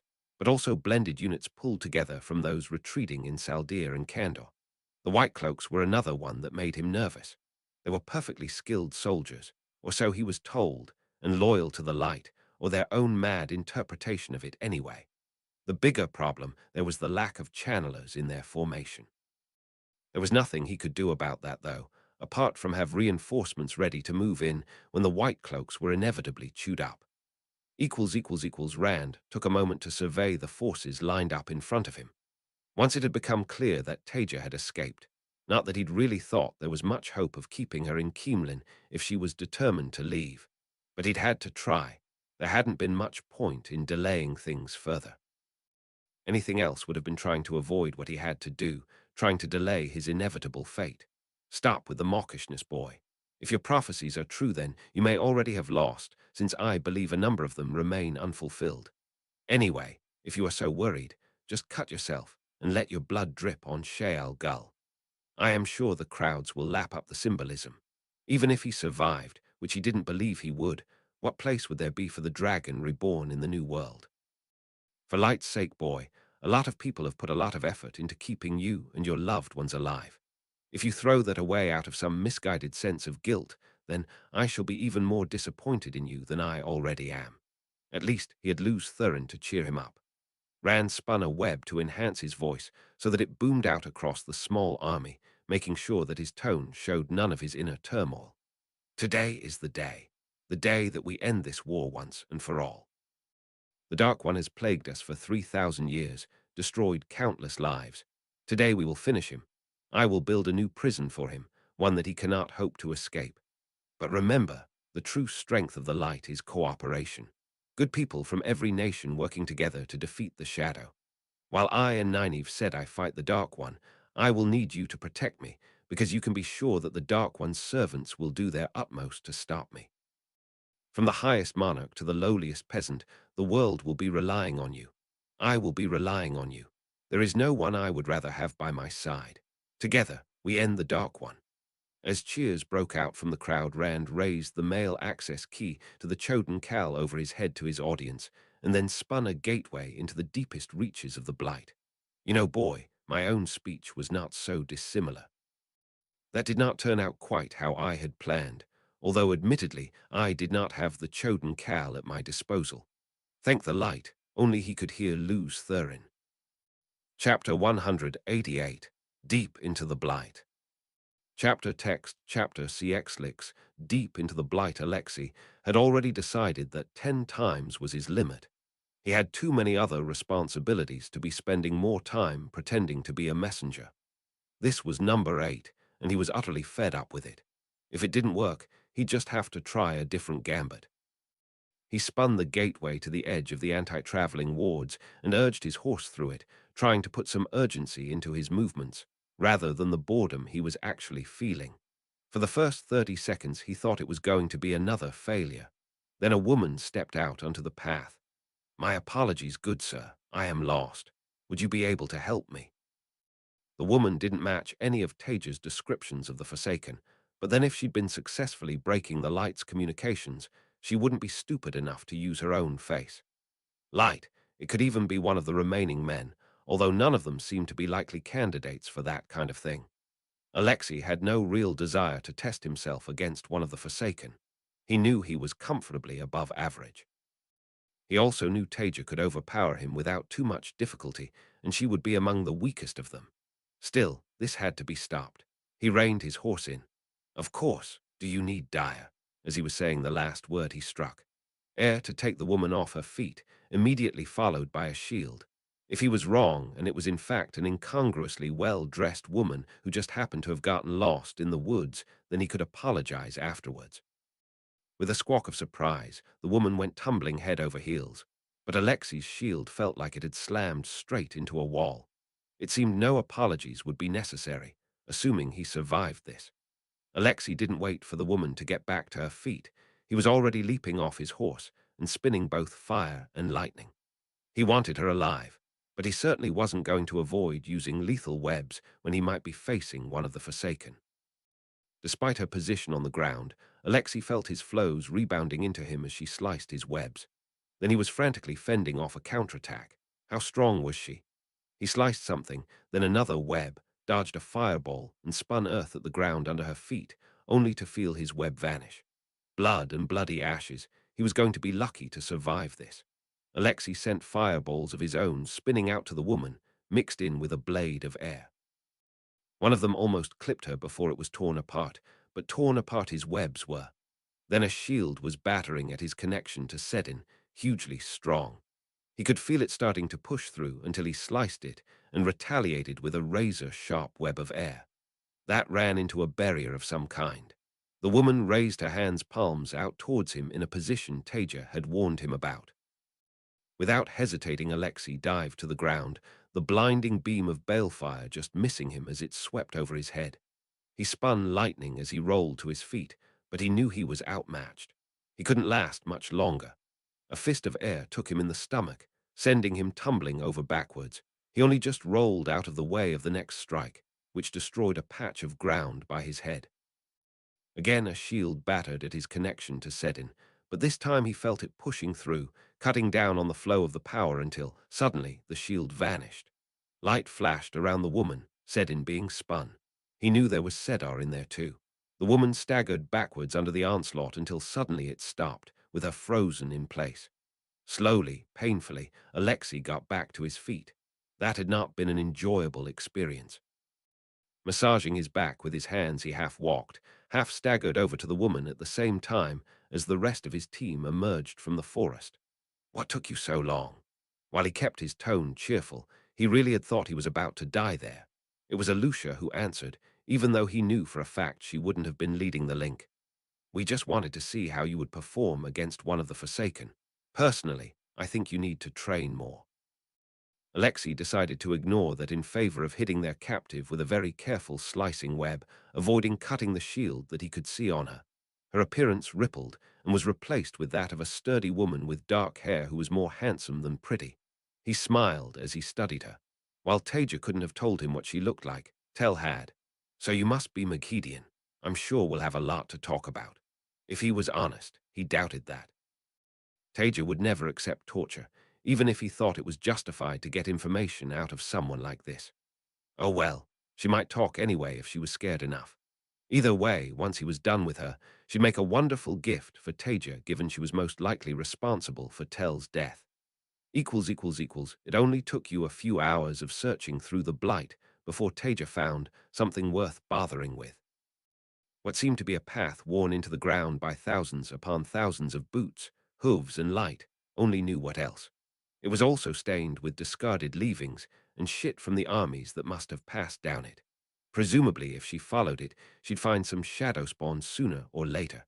It turned out to be sooner as she traveled north along the road. It wasn't long at all before Taija saw a cloud of dust in the distance. She immediately traveled to a nearby rise, incinerating the plants near her gateway with a thought. From there, she could see what she'd found. A meandering column of Trollocs making their way to the south. Perhaps a couple of thousand of them. Not all that many, really, but it was a start. Taija stared at them, empty-eyed for a couple of minutes before she gave herself a shake. No point in delaying things. She didn't bother with clever tactics or subtlety. She just wanted to kill Trollocs until either the hole inside her had been filled or there weren't any Trollocs left to kill. Taija spun a gateway to the front of the column and drew fully on her angriel. A pair of blossoms of fire erupted amidst the vanguard, burning them to ash before they could even react. Then she was walking forward, towards the Trollocs, into the intense, residual heat from her opening webs. A Myrddraal came flying at her from the side and tumbled away, sliced in two. Trollocs charged towards her, and she spun explosive darts, wreaking deadly havoc through them in a rolling series of explosions. She saw a Myrddraal exhorting Trollocs to advance and burned it to a crisp. Every step forward that she took, shadow spawn died. In seconds, they weren't charging towards her, they were turning to flee. The Trollocs, anyway. The Myrddraal were made of sterner stuff. It just made them easier to kill. Minutes Taija was the only thing left alive, standing there, chest heaving and tears running down her cheeks among the blackened corpses of the shadow spawn. She didn't feel any better at all for it. She supposed she hadn't really expected to.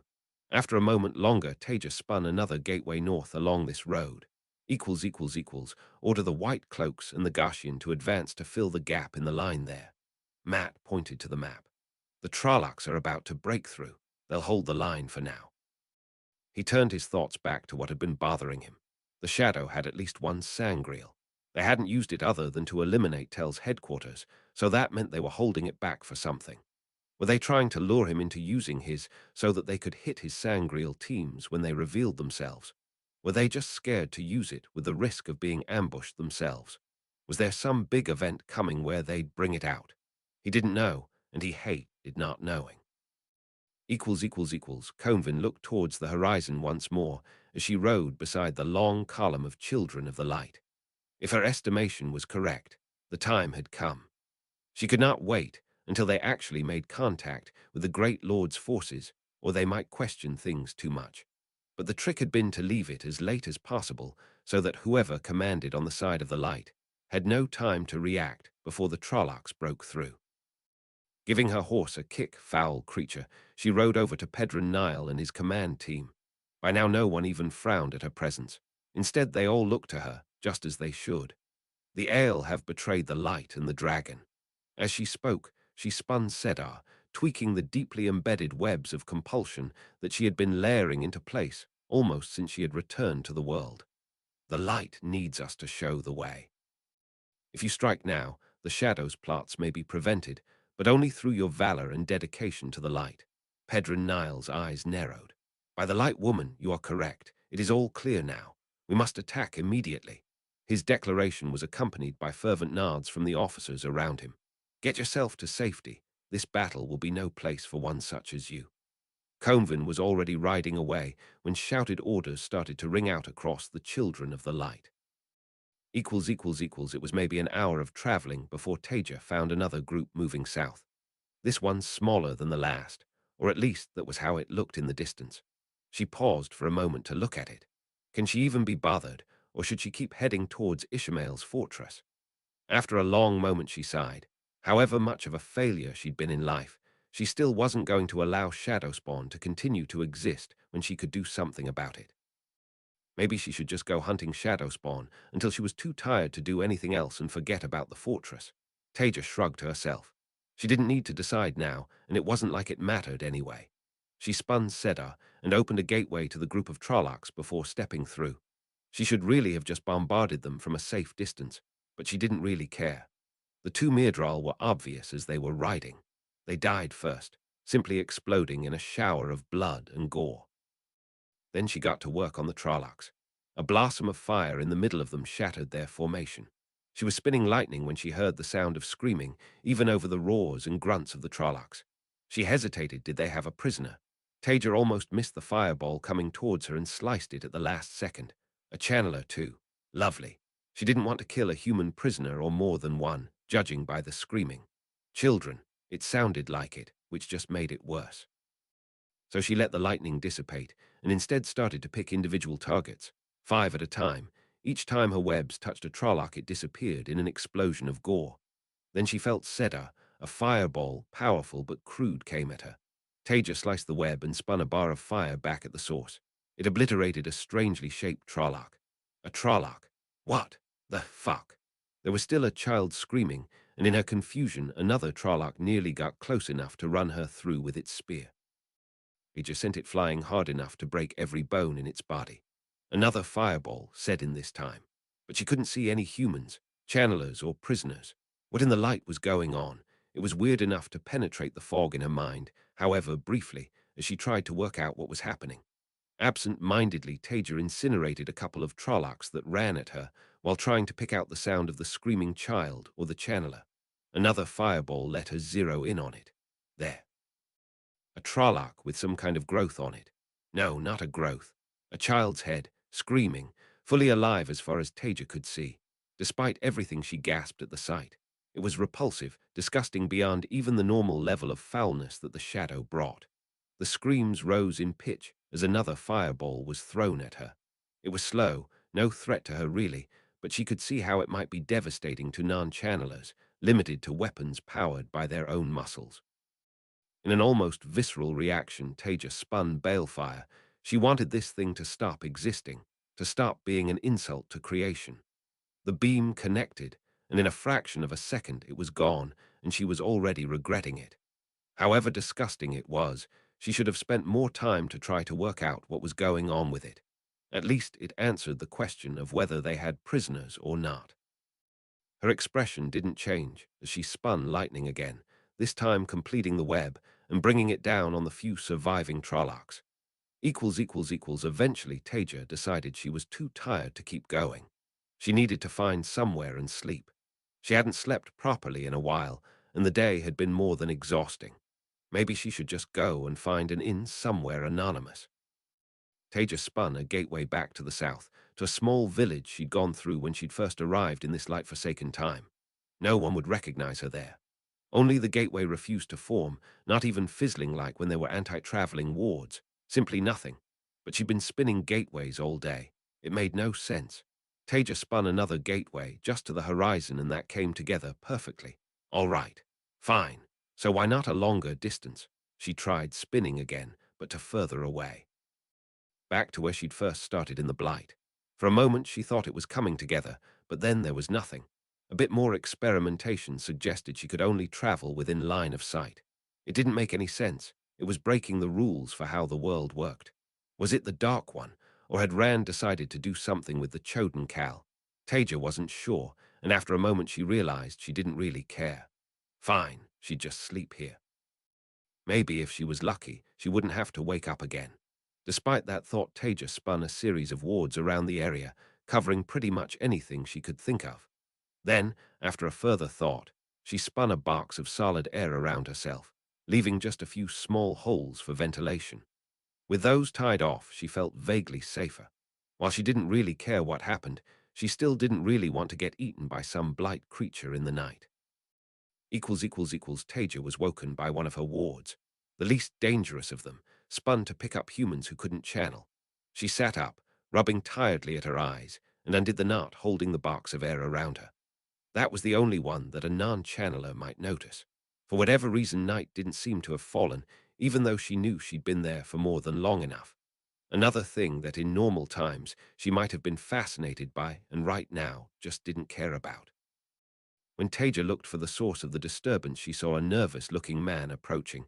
He was skinny and pale, dressed in what were probably once fine clothes, but now looked rough and worn. One hand lingered at his belt, seeming to clutch at something. "You are a long way from safety, my lady." He called out to her, his voice smooth and reassuring, almost unctuous. "Have you also managed to escape from the clutches of the shadow? Thank the light. The shadow spawn are everywhere here, and I can only pray to the Creator to remain undiscovered. I thought I would face my end in a Trolloc's cookpot. Truly, we are fortunate to have found each other, so that we can aid each other. I am trying to head south to escape the blight. May I at least join you for the night?" Moradin had been waiting a while in Shale Gull. It was not the most comfortable place to be, but in the face of his plans, that was but a minor consideration. Thor would be coming here, and he would be coming here soon. His plans for breaking the boy had not come together as completely as he would have liked, but he would nevertheless take this final opportunity. When the boy faced the Great Lord, Moradin would be there to make sure that he made the right choice, or that he died in the attempt. His vantage point on the mountain meant that he could remain unseen and observe the boy's arrival, and then descend into the depths of Shale Gull through another entrance to intercept him. As a result, when a gateway opened some way from the mountain, Moradin saw the red-haired boy and a dark-haired woman step through. Excellent. He would turn the dragon in this age or the next, but he very much hoped it was to be this one. Well, the place has not improved since I was here last. Rand ignored what he assumed was an attempt by Luz Thurin at being funny and drew more on the Choden Cal. Not to their full potential, not yet, but still far beyond any other Sangreal. First, he spun a protective dome around himself, Nynaeve and the gateway. Then he let loose. All 5 elements, but with a preponderance of fire, came together, and his web expanded outwards from him at the speed of thought, obliterating everything in a growing circle. As it hit Shale Gull itself, the mountain seemed to resist for a brief second before it disappeared in the storm of fire like everything else around it. At least, That would reduce the chances of anyone interfering while he was working. You know, boy, having seen that, I do start to wonder whether Latrapasi had a point. Chapter 189, A Rescue. Chapter text, chapter CL, A Rescue. Taija didn't say anything as the man got closer to her. Not much of a talker, then. Well, I can understand that. When you have seen the worst the shadow can do, it can affect you. Well, do not worry, you are safe now. Wormhood is here and he will protect you. If we travel together, then I can deal with anything that threatens you. Why, we will be. That's close enough. Taija interrupted him when he's still a good couple of meters from her. Of course, of course. I can see why you would be nervous, after what you have gone through in your condition, too. He glanced at her empty sleeve. A miracle you escaped at all, really. A tale I would be delighted to hear if you are willing to share. He settled down on the ground, cross-legged, well out of reach. He was still caressing whatever was on his belt without seeming to even realize he was doing it. It looked like a dagger of some kind. It even seemed vaguely familiar, although really as far as Taija was concerned, one dagger was much the same as another. When she didn't reply, he continued to talk. My own story is as harrowing as you would expect. He edged closer, leaning in conspiratorially. I am but a humble merchant plying my trade in the borderlands. I was on the road to Maradin when the Trollocs took me. I thought I was dead. The rest of my caravan soon were, but I was lucky. I was taken back by them. No doubt to some even more terrible fate. I saw so many horrific things, the shadow must be stopped. He shook his head, but his tone seemed more unctuous than disturbed. I was able to steal a weapon and sneak out in the night, and since then I have been making my way towards safety. Taija looked at him with barely veiled disinterest. So you could help lead me out of here. I feel like I've been lost for far too long. He edged closer still to her. Of course, Wormhood will help you. Together we will go south to safety. Do not worry, my dear, I will see you safely home. I have skills, many skills that will get us there. He was still edging closer to her, almost in arm's reach. Let me show you. He was cut off by Taija's web. She spun fire and air. Air as a heat shield for herself and fire straight into him, more than enough to melt steel. Wormhood, if that really was his name, which she doubted, didn't even have time to scream. Taija held the web until all that was left of him was ashes. Unhappy at the world as she was, she certainly wasn't stupid enough to let that man get within arm's reach. A strange man with a strange name offered her help in the blight, while going in the opposite direction to the one he said he was, all while trying to get in touching distance of her. Fucking nope.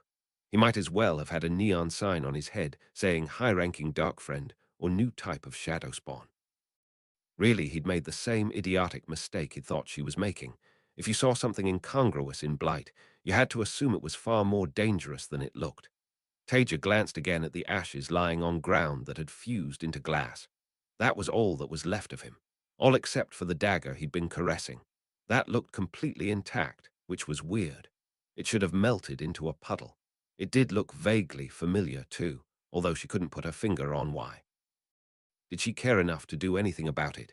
In the end, it was just another dangerous object in a place full of dangerous and disgusting things. After staring at it for a couple of minutes, Taija shrugged. It wouldn't do any harm to deal with it. With a thought, she spun balefire and swept it across the dagger, watching it fade from existence. Then she remembered how Tell had felt about balefire and felt even worse. After a moment, Taija got up. It was time to keep heading north.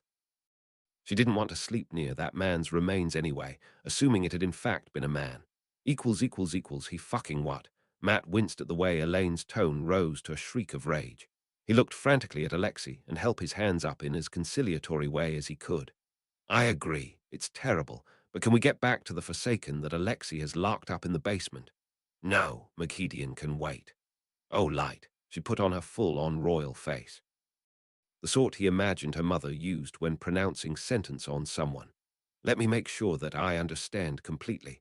Taija lost an arm defending Min from Ishmael. She still helped Rand, and then when Tell died, Rand hid it from her. Blood and bloody ashes. She'd gone calm now. That was normally a sign to go looking for a tavern. One of the nicer ones she wouldn't expect to find him in. Still worked out his web for sealing the bore, and then he ordered her to be arrested, so half the people in Keemlin think she's a dark friend and the other half think he's gone mad. And now she's vanished, because of course she has. That's not quite how I'd put it, but yes.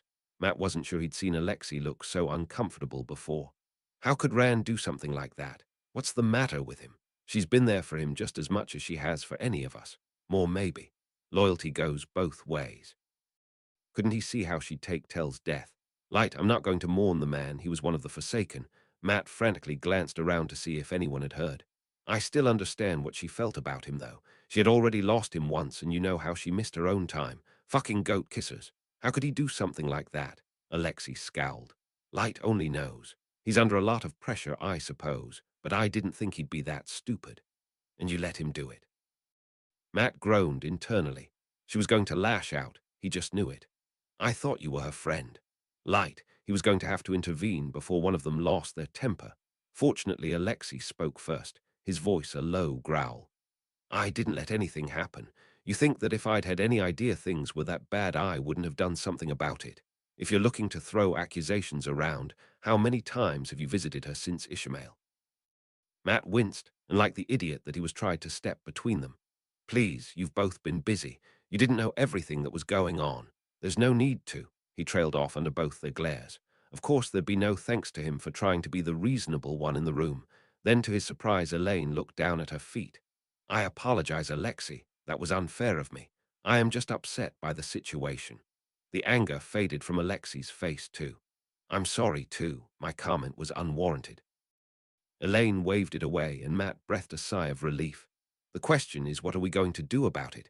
What can we do? We're in the middle of the last battle, and if Taija doesn't want to be found, she won't be. Elaine shook her head. I'm going to go after her. Matt spoke before Alexei could. You're what? He just stopped himself from asking if she'd gone mad. Elaine nodded, taking on her most stubborn look. She's not going to look after herself, so one of us has to.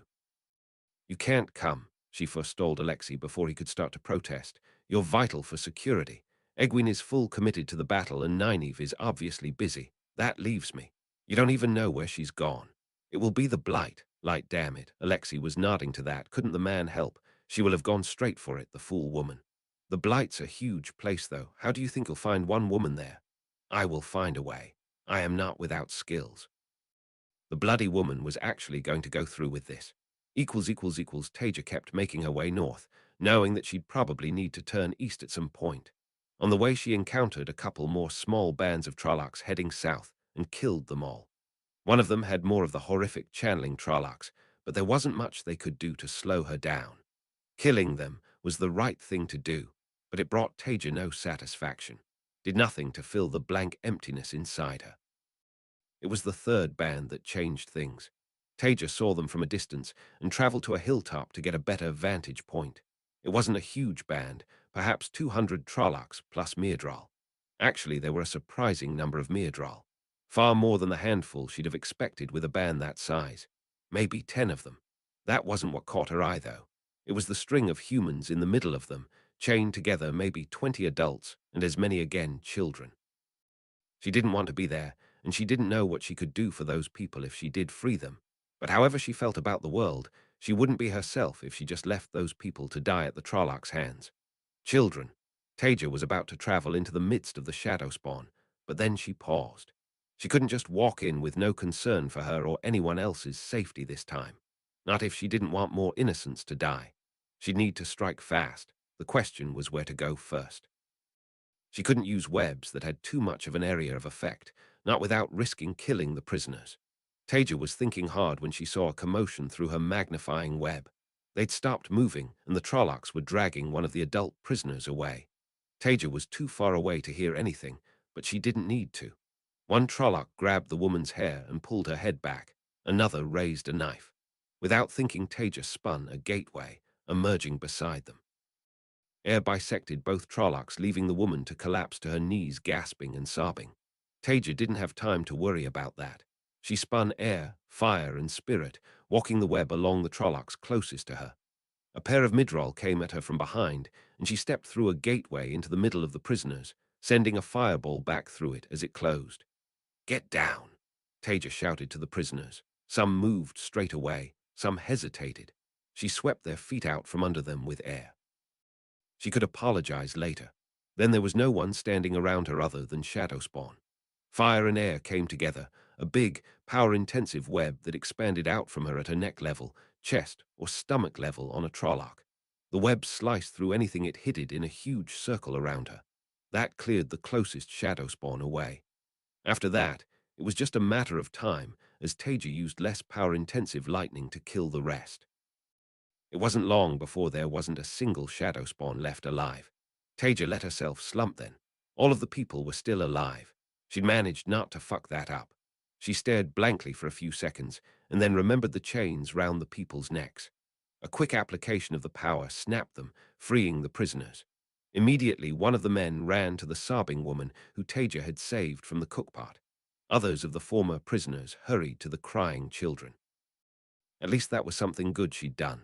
Taija was about to turn to leave when one of the men approached her, cringing as if terrified. "Aes Sedai," he bowed low from the waist. "We owe you our lives. Thank you so much." For a second, Taija thought he was going to fall to his knees. She didn't want to talk to anyone, but these people had just had a deeply traumatic experience. She couldn't just ignore them. "It's nothing," Taija muttered the words, resisting the urge to deny she was an Aes Sedai. What kind of Aes Sedai just ran away? Anyone would have done the same. The people seemed to be gathering around her, and it was making her edgy. She didn't want them looking at her like that. After a moment, Taija decided she needed to say more. "Do you know where they were taking you?" "They didn't say much," Aes Sedai. "Just kicked us and told us to march, and then sometimes they'd take one of the adults and—" The man trailed off, looking sick. Actually, the adults all looked to be in poor condition, unlike the children, oddly. Physically anyway, Taija had no doubt they'd be deeply traumatized. After a moment, he pulled himself together. "They said something about Agena, but the Forsaken are bound in Sheol Gull now and forever." The way he said it turned it from a statement into a question. Agena, of course it would be. Taija had wondered how the children could have survived, let alone looked reasonably healthy. The Trollocs would surely have eaten them first.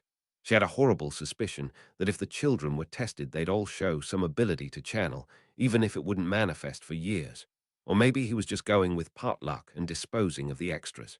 She shuddered at the thought. Was there even a practical way of testing children that young? She knew it was doable, but expensive, and so people hadn't generally bothered in her time.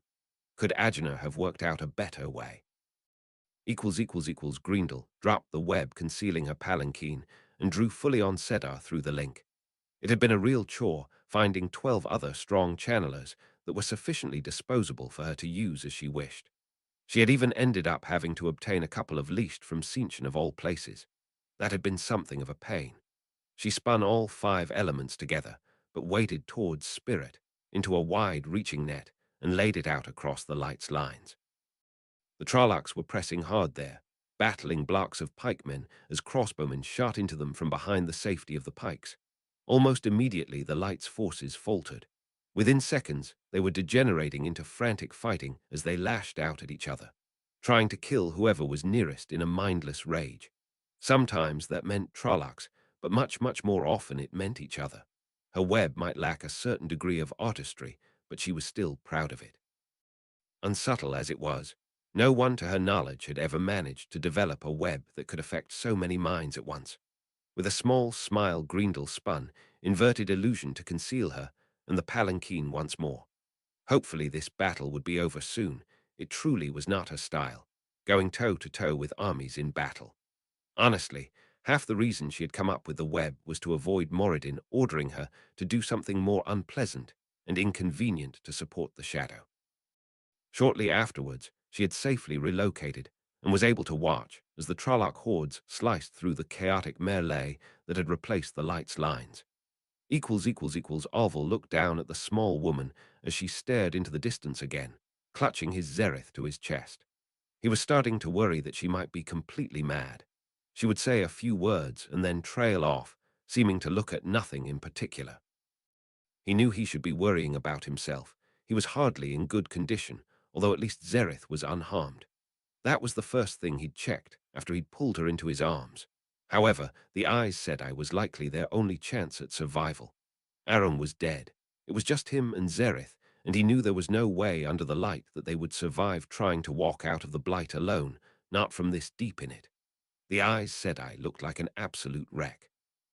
Her posture shouted of exhaustion. Her face was gaunt, and she seemed to be missing an arm, although he had to assume that was an older injury since she at least seemed to be able to function.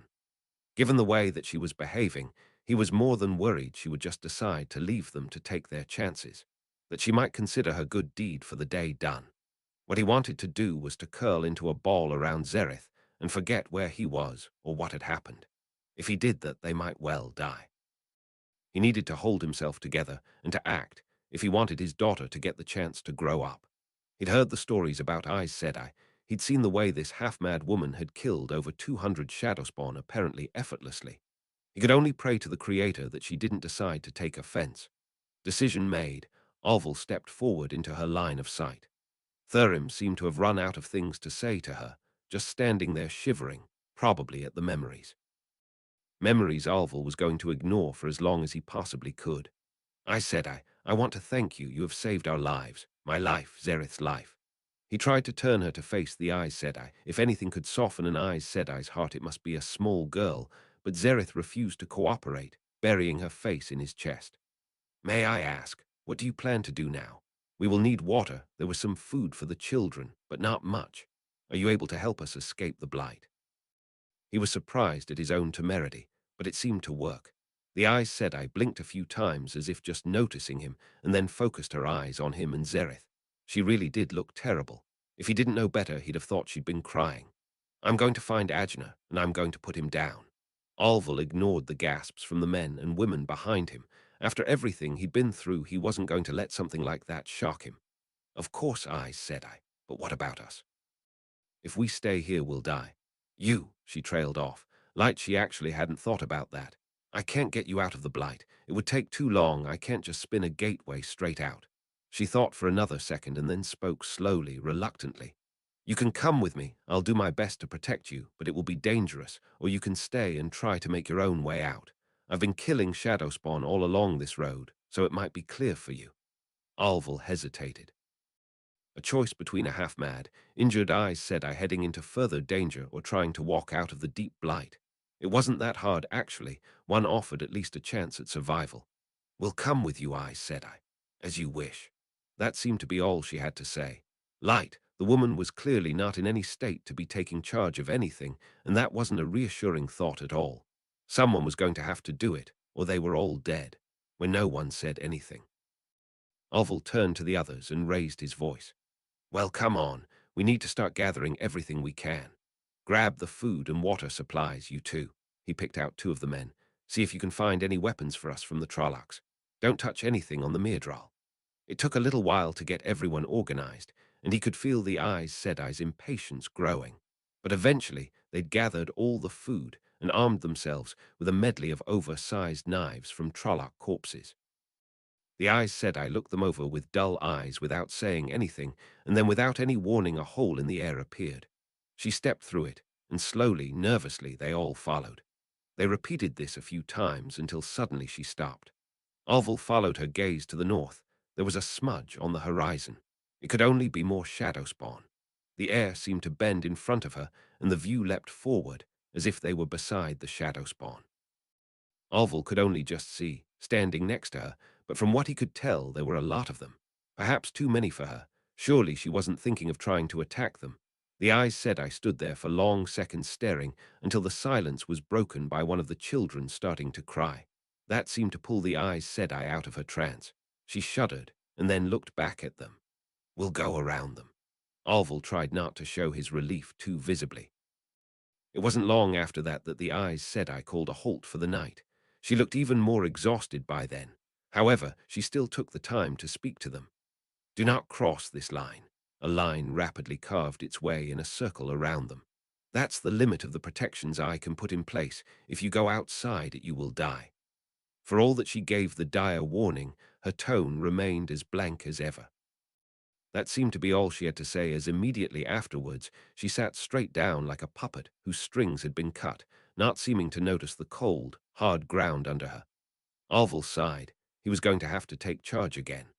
All right, people, let's get the food divvied up. Remember, we need to make it last as long as possible, so we'll need to organize some rationing.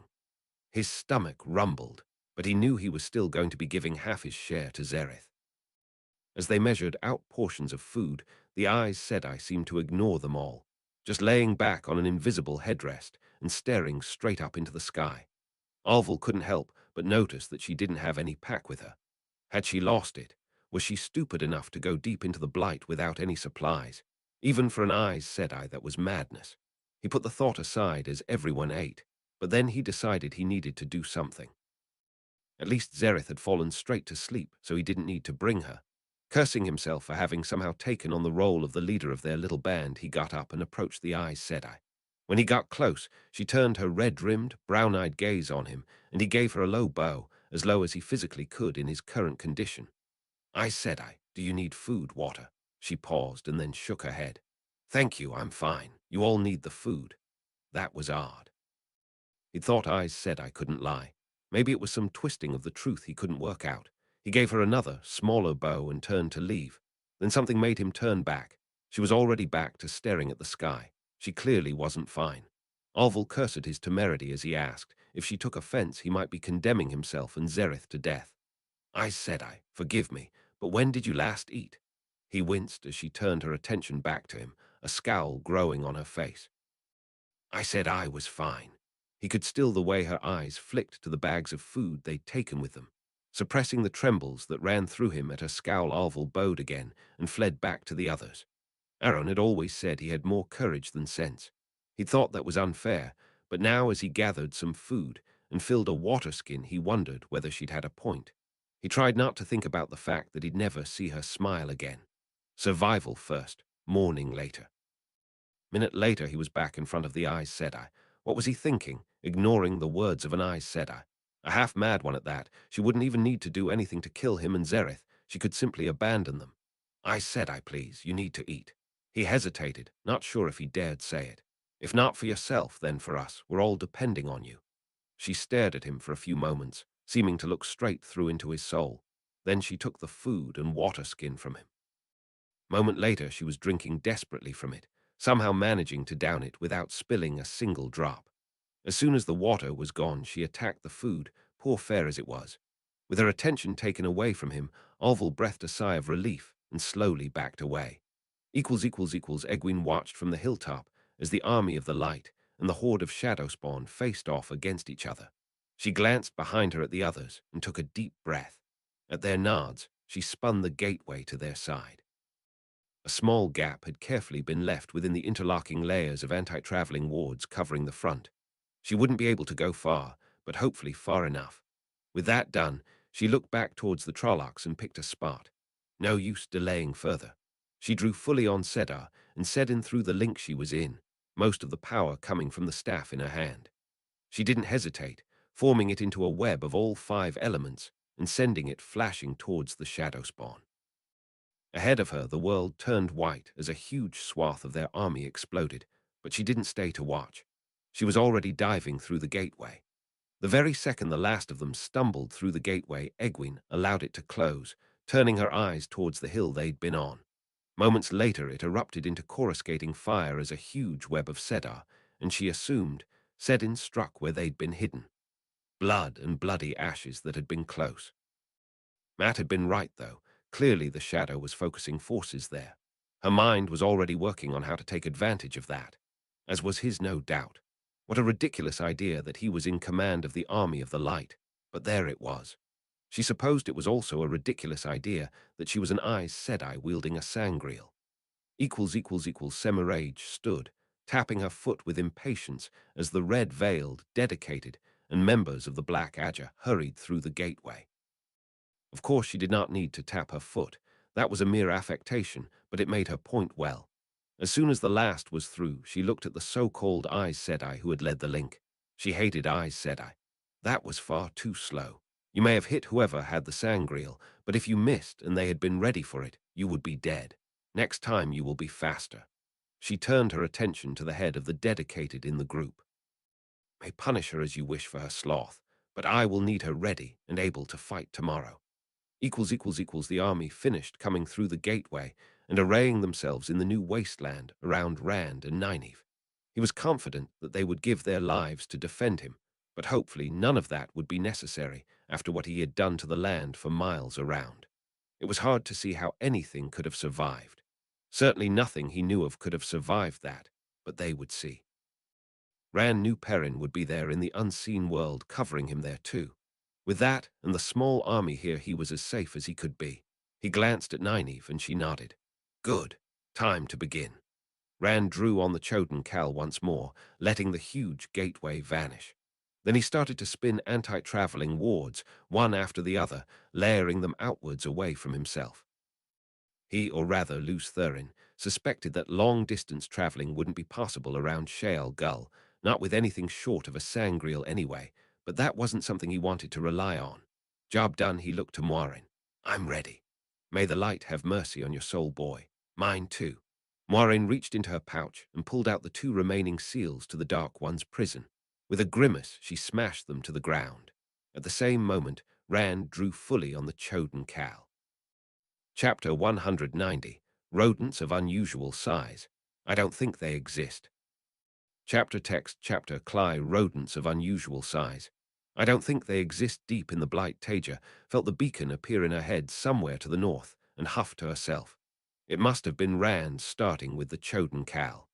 She didn't want to think about him, one of a long list of things that she didn't want to think about, but she still hoped that it would all go well. In the end, he was just a kid.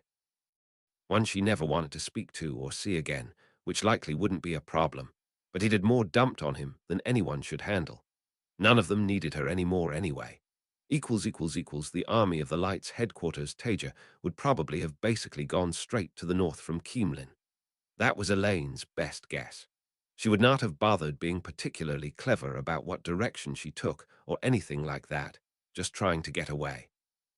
As far as Elaine knew, Taija was not experienced with the blight. She probably had not had any specific destination in mind. If she knew the woman as well as she thought she did, she would then just have aimlessly gone into the blight until she found something worth killing, or being killed by, but Elaine did not want to think about that. She would find Taija and bring her back. Elaine shouldered her pack and spun her first gateway to the edge of the blight. It was like looking for a needle in a haystack, but she could not accept the idea that Taija could be allowed to just go and die alone like that. If she did not try to find her, no one would, and that was simply unacceptable. She could accept the screaming fit her mother would have when she found out.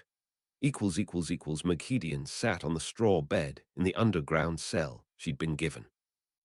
They hadn't actively mistreated her so far, except to replace her nice clothing with a cheap, scratchy dress after searching her far more thoroughly than she'd ever been searched before. Of course, imprisoning one of the chosen was an error worthy of death regardless of any mistreatment. She clung to that thought even as her stomach twisted in fear. She'd miscalculated badly, but there were still options. She'd be able to escape. They hadn't quite found every little tool that she had concealed on her, and all she needed was an opportunity. The door swung open, and Maghedian looked up to see the boy, Alexei Durkarel, walk into the room. The 3 linked aspirants and single so-called Aes Sedai shielding her stood and bowed to him, the aspirants somewhat lower than their leader. There was no point pretending she wasn't a dark friend, not after the circumstances of her capture. So she needed to make herself valuable, give them as little as she could, but just enough to make sure that she'd have time to make her escape when the opportunity came, because come it would. Maghedian immediately fell to her knees. Please, my lord, I'll talk. Let me tell you about the Shadow's plans. I wish to come back to the light. I know many secrets to share with you. She knew she was laying it on thick, but there wasn't much other choice. The boy glanced down at her, eyes hard. Stand up, get off your knees, woman. Maghedian hurriedly stood, still babbling promises, telling him information she already expected him to know. He ignored her, instead turning to her guards. Stand back, please. Maghedian didn't let it interrupt her flow of promises and out-of-date intelligence. How can we trust anything you say? Maghedian paused. I would not lie, she lied. I understand that my life depends on. You are one of the Forsaken. The boy interrupted her, contempt in his tone. She clamped down on the spark of rage it ignited. She was one of the chosen, how dare he? You have been sentenced to death 1,000 times over. No, please. They couldn't, she was. Deep in the blight. Taija felt increasingly bad for eating her new charge's food and drinking their water, although at least she could do something about the water. She wasn't sure what was going on with the blight or the world itself, though. There was already the issue with traveling beyond her line of sight. Then there was the fact that the sun hadn't set. Finally, there were the Choden Cal. It should have taken Rand minutes at most to spin the webs for the ceiling, but they were still blazing away a full day later. A small part of her wished she was there with a full array of measuring instruments. It was drowned out by the much larger part of her that reminded her that none of that mattered anymore anyway. It was all gone. As Taija made her way north, the terrain had transformed, vast, diseased hillscapes, gradually being replaced by towering mountains. She was sure there were all kinds of horrifically dangerous creatures hidden away in them. However, given the speed they were all moving at, just stepping through short-ranged gateways, she didn't think there was all that much threat. She couldn't keep that up forever, though. However much she wanted things to all be over. The adults weren't healthy, and the children were children. She was hardly in top condition either, although since she'd started eating and drinking, she had been feeling better. Physically, anyway. That was why when Taija stepped out of a gateway onto a ledge and looked down to see a large lake between the mountains, she decided to call a halt. She could tell that her charges were struggling, and water was in short supply, more so than food in fact. Perhaps it would be a good place to stop for the night. Not that night seemed to be coming to the Blight. Alval breathed a sigh of relief when the Aes Sedai called a halt. He could feel he was on the edge of collapse, and he wasn't in the worst condition of the group. Never mind his fellow prisoners. If he was honest, he was surprised that she was still able to continue the way she had been. He supposed Aes Sedai were made of different stuff to normal people. She pointed down at the lake below them. "We'll go down there, and I'll collect water for us." Alval stared for a moment, unmoving until she opened another gateway. Surely she couldn't mean that. Then he hurried forward. He wasn't sure where her accent was from, but she wasn't a Borderlander. "I said we're in the mountains in the Blight." In his urgency, he forgot to keep his tone deferential. "There are monsters here that can kill us all, and drinking the water would be death." She looked at him for a moment. Although by now he'd realized that for all her madness she was unlikely to just kill him where he stood, it was still intimidating. He could tell she just wanted to leave them and go on with her insane plan to kill Ajna, but he knew, well thought, that she wouldn't abandon them to do it. Whatever drove her, it hadn't left her without a conscience. "Leave the monsters to me. As for the water, I can deal with it." She stepped through the gateway without another word. After a moment's hesitation, Alval followed, Zereth's hand clutched in his. They emerged some way back from the lake. Thankfully, she had decided to bring them out at what he hoped was a safe distance. Alval was no soldier, but he still knew enough of the Blight to be terrified to be here. "I said are you sure this is wise? Are you familiar with the dangers of the Blight? You need water or you'll die." That didn't reassure him, but she gestured at the rest of them to stay back as she approached the water. Once she was closer, she bent down. Nothing happened for a second, and then she spat something that sounded like a series of curses, although he'd swear he had no idea what the words meant before adjusting a bit and picking up a stone with her remaining hand. When had she even lost her arm? The Aes Sedai wound up and threw the stone into the lake. It hit with a splash, and for a moment nothing happened. Then, in an explosion of water, tentacles shot out reaching for her. He couldn't see her face, but her posture didn't change even as the tentacles froze in place before being crushed to pulp under an unseen force.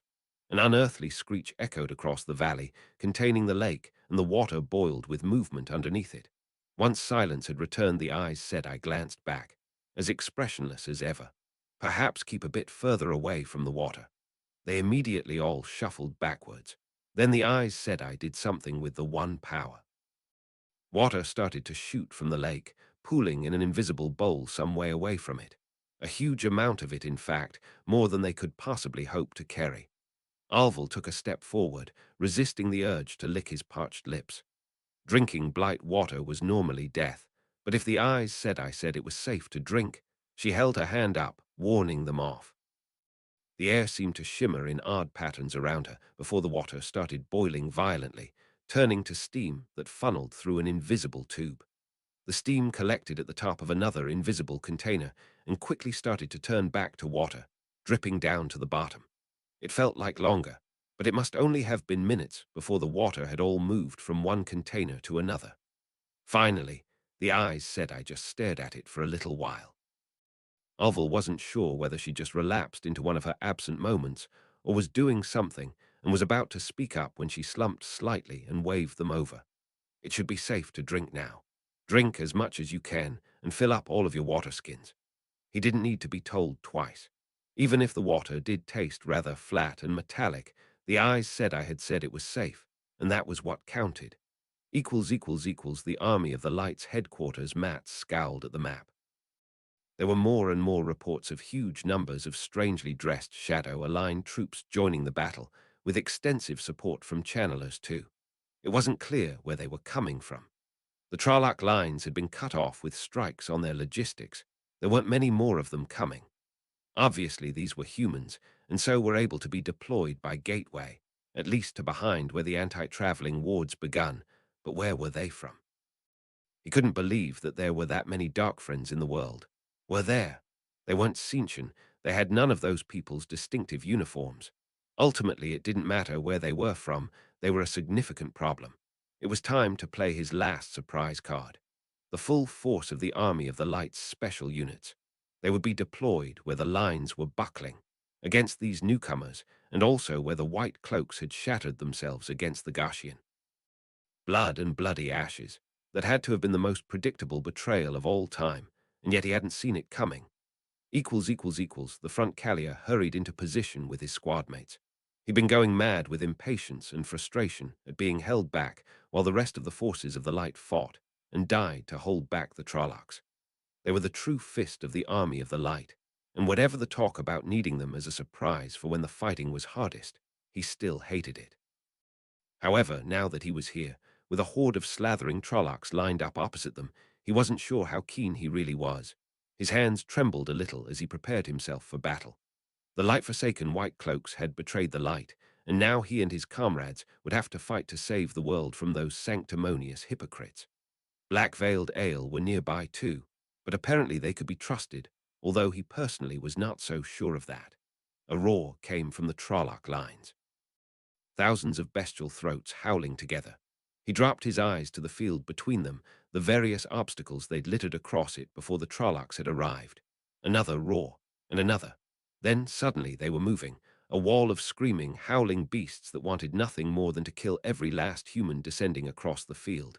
It was all right. He'd be all right. They'd trained for this. He clenched his hands harder around his weapon. Company. The lieutenant's voice rang out. Fire by rank on the advance. Present, without thinking, Callier raised his gun to his shoulder, the movement automatic. Fire! He pulled the trigger and immediately dropped to one knee to start reloading as the next rank pushed past him. Fire! Their guns crashed and they knelt. The third row pushed forward. Fire! Crash! More Trollocs fell, but Callier had no time to look.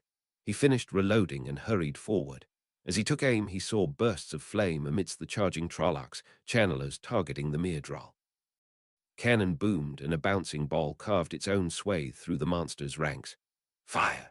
He pulled the trigger and dropped to one knee. How close were the Trollocs? He didn't look, just focused on reloading. Fire! Another row pushed past him. The Trollocs must be almost on them. Callier straightened up, bringing his gun to his shoulder, but no command came. The Trollocs were pulling back. He saw a Myrddraal get trampled as they scrambled to escape. They'd been unable to face the might of the Army of the Light. Shal Arbella Siwan could feel the beacon of the Choden Cal in the back of the head, but she could not let it distract her. This was the third time the Trollocs had made it onto the walls of Shal Arbella, and she and the other defenders needed to fight for their lives to clear them off. She could only pray to the Creator that relief would come soon, or else she would be left hung out to dry on the nets like one of the day's catch. She wove Sedar into a series of darts of air, sending them shooting through shadow spawn, carving a swathe through them. 8 of her sisters were dead. She was tired, they were all tired, but Shal Arbella had to hold. A Myrddraal charged her, and she wove fire into it, leaving it to fall burning from the parapets. She never heard the second Myrddraal behind her, did not realize it was there until its sword slid into her chest. As Sedar fled her and her vision went black, she tried to clutch at the ice-cold steel sticking out from her.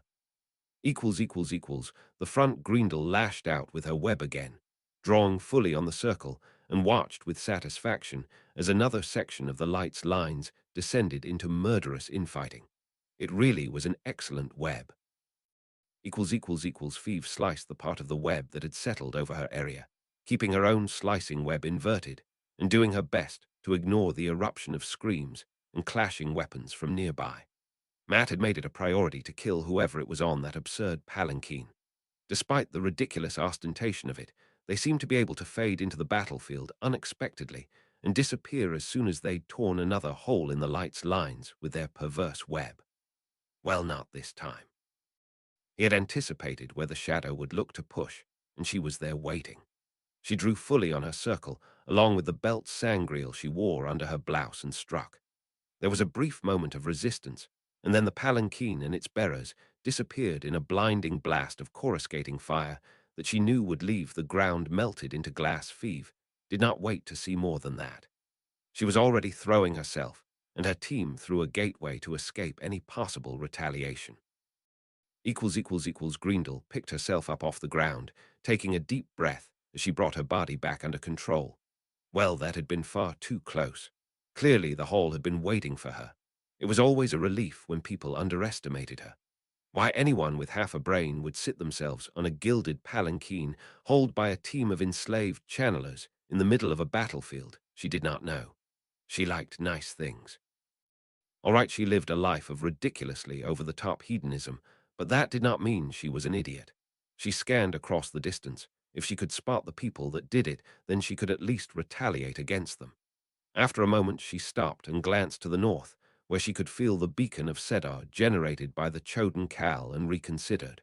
When she thought about it, it did seem that they were, at best, in for a repeat of the last round. At worst, Thor might actually succeed in sealing the bore without tainting the power. Either way, perhaps it was best to be somewhere else for a while. Greendale turned to leave, respinning the inverted web of illusion over herself. An outside observer would have seen a particularly ugly Trolloc vanish into rippling light to be replaced by a Myrddraal. Deep in the blight, Taija moved the group away from the lake to sleep. She had no desire to find out what else was lurking under its waters. If she was honest with herself, she was really rather worried about what might turn up this deep in the blight. She didn't know anywhere near enough about its denizens. However, she didn't want to talk to anyone any more than she had to either, so she'd just sleep somewhere where she could set up wards and have a proper field of view. Assuming she could even sleep. As it was, Taija was so exhausted that sleep actually came quickly to her. She was woken by her wards, the one that detected shadow spawn to be precise. She sat up feeling muggy and wondering what was going on. The ward should have fried any shadow spawn that tried to enter her area, or at least hurt it badly enough to make it back off, but she couldn't hear anything. Taija looked around through tired eyes. Nothing. Wait, she looked back. Was that rock moving? With growing horror, she took in something far larger than any living thing she'd ever seen moving before. What in the light was it? It was creeping closer, a long body, the size of a train, but with tentacles and spikes studding it. For a moment she just stared in horror, and then it lunged forward with frightening speed, accompanied by a roaring sound of parts of it scraping along the ground. Taija scrambled for Sedar and spun a barrier of air in front of the woman and her child just in time. Only the creature, whatever it was, went straight through the web as if it wasn't there. Its victims barely had time to scream before the tentacles around its front had yanked them into what Taija assumed was its mouth. They might not have had time to scream, but everyone else was screaming and running almost immediately as her group of freed prisoners descended into chaos. With a rattling, roaring sound, the creature turned towards another of them. Taija hadn't even tried to learn their names, and now they were going to die because she dragged them further into the blight. She felt sluggish, but her mind was still sharp when it had to be. The creature must be like Cadsuane, although what she was going to do against a 30 or 40-meter long monstrosity that she couldn't touch with the power she didn't know. Regardless, she couldn't let it kill those people. Taija scrambled to her feet, grabbing a boulder with the power and flinging it straight at the creature's head. It hit it with a crash that shook the ground she was standing on and shattered into rubble. The impact didn't seem to bother the monster, but it did get it to turn its attention towards her and away from the man it was about to lunge towards. With a screech, it charged straight at her. For a moment, Taija was tempted to just stand there and let it, but then it would just kill everyone else. Instead, she split her flows and tried something different. 2 webs. All 5 elements came together, and balefire streaked out straight into the creature. It didn't even slow down. She dived through the gateway she'd opened to her side, just before it struck through the spot she'd been standing in. Unfortunately, the gateway just fizzled on contact with the creature too, rather than cutting through it. Taija stood panting as it reoriented itself towards her, away from the people she was protecting. She could draw it away, she supposed, take it far enough that they could escape, but they wouldn't survive the blight without her. What else might work? She spun earth, fire, and spirit, tearing a boulder apart and hardening it into a trio of sharp-pointed spears, using webs she'd learnt to strengthen and shape stone for buildings. Then she added air to the mix and flung them at the creature as hard as she could. They shrieked through the air and impacted with another crash. 2 of them shattered, but one penetrated into the creature's front, eliciting a shriek from it. It didn't seem to slow it down, though. How tough was the thing? Any of those would have gone straight through an elephant. Taija spun another gateway and stepped through, drawing the monster still further away from her charges. She could keep battering away at it. She might even kill it eventually, but that would leave her exhausted, and also mean leaving the others unattended for an extended period of time. Light, it was fast. Taija traveled again as it rushed at where she was, just avoiding being caught by a whipping tentacle. It definitely wasn't sustainable. How could the thing even move while being so heavily armored and immune to the power, let alone at that speed? It didn't make any biological sense. Taija was sure she remembered reading something about how whales could only be that big because of having water to support their bodies. So what was fueling this? It was a construct of some kind, clearly, but not like those she knew. Taija traveled again, almost lost in thought, not even bothering to lash out at the enraged creature for the moment. It couldn't be the power fueling it. It wouldn't make any sense. Shadow spawn were pretty much inimical to the power. It was why channelers could sense them. Maybe, as it charged at her again, she spun lightning fast. A far more complex web, a preponderance of spirit, but every other element mixed in too. She'd had to make a few changes on the fly, since this time it wasn't meant to be tied into a set-in warding scheme, but she was fast. She could do that. It was incredibly power-intensive, but the web came together in front of her, and she flung it at the charging creature. As the web passed over it, there was a flash of light, forcing Taija to look away, and a crashing sound. By the time she could see properly again, the creature was lying on the ground, worryingly close to her. It seemed to be trying to move, but couldn't, instead just sagging onto the harsh terrain like a wet tube of sand collapsing under its own weight. It was still alive, though. Taija ignored the gasping, whining sounds it was making and picked up the largest boulder she could with the power. Without any change in her expression, she dropped it on the creature's head. This time, instead of shattering on a hard shell, the boulder went straight through, spraying gore everywhere. Taija picked it up again, lifted, and dropped it further along the body, methodically working her way down to make sure the creature stayed dead.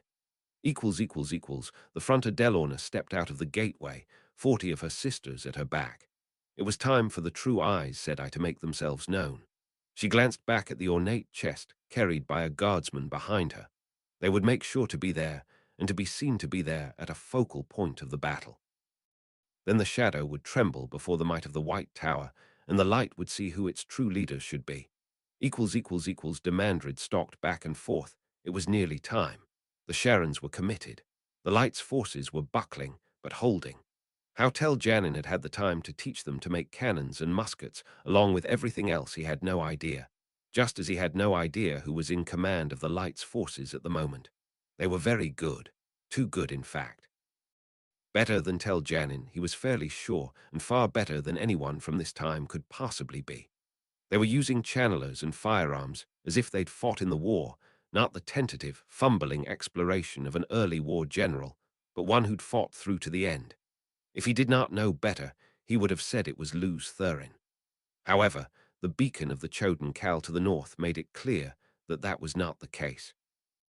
Luz Thurin, the coward, had chosen not to fight and win on the battlefield, knowing his defeat there was inevitable. Instead, he had fled to the north to end things directly with the Dark One. Well, Demandred could not pretend he was not disappointed.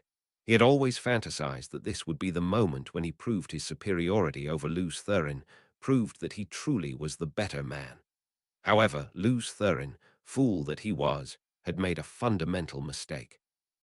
He thought that resealing the Great Lord's prison would win him the war. It would not. So what if he succeeded? He would come back to find his lands overrun with Trollocs under Demandred's control, his friends all dead. There would be nothing left for him to save. And then, when Demandred finally killed him, it would be Demandred that went and redrilled the bore, freed the Great Lord, and ascended to the position of Niblis. Or Demandred gave a rare smile. Perhaps he would not.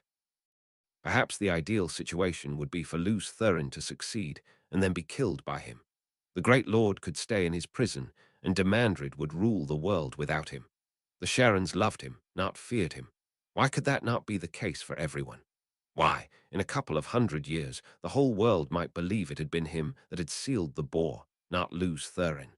The idea had more than a little appeal. However, first he needed to win this war for the Shadow. No point in counting his chickens before they hatched. Demandred seized hold of Sedin and sent a red flare spiraling into the air. A moment later, his followers dropped the anti-traveling wards over the Shadow's lines. He was already drawing at full power from Sarkinen, lashing out with a web of indescribable power into the light's lines. He immediately traveled away from the rising, fiery cloud. He could not get too close. The light's wards extended over the Shadow's lines too, but that was hardly a problem with a sangreal like Sarkinen. He stepped out of his gateway, struck again, and stepped through another gateway. There he sent a green flare into the sky before immediately traveling away, back towards his headquarters before the anti-traveling wards were respun. It would be interesting seeing how the light's general dealt with the two large holes that had just appeared in his lines. Perhaps it was Taija Kosola. He had underestimated her a few times already.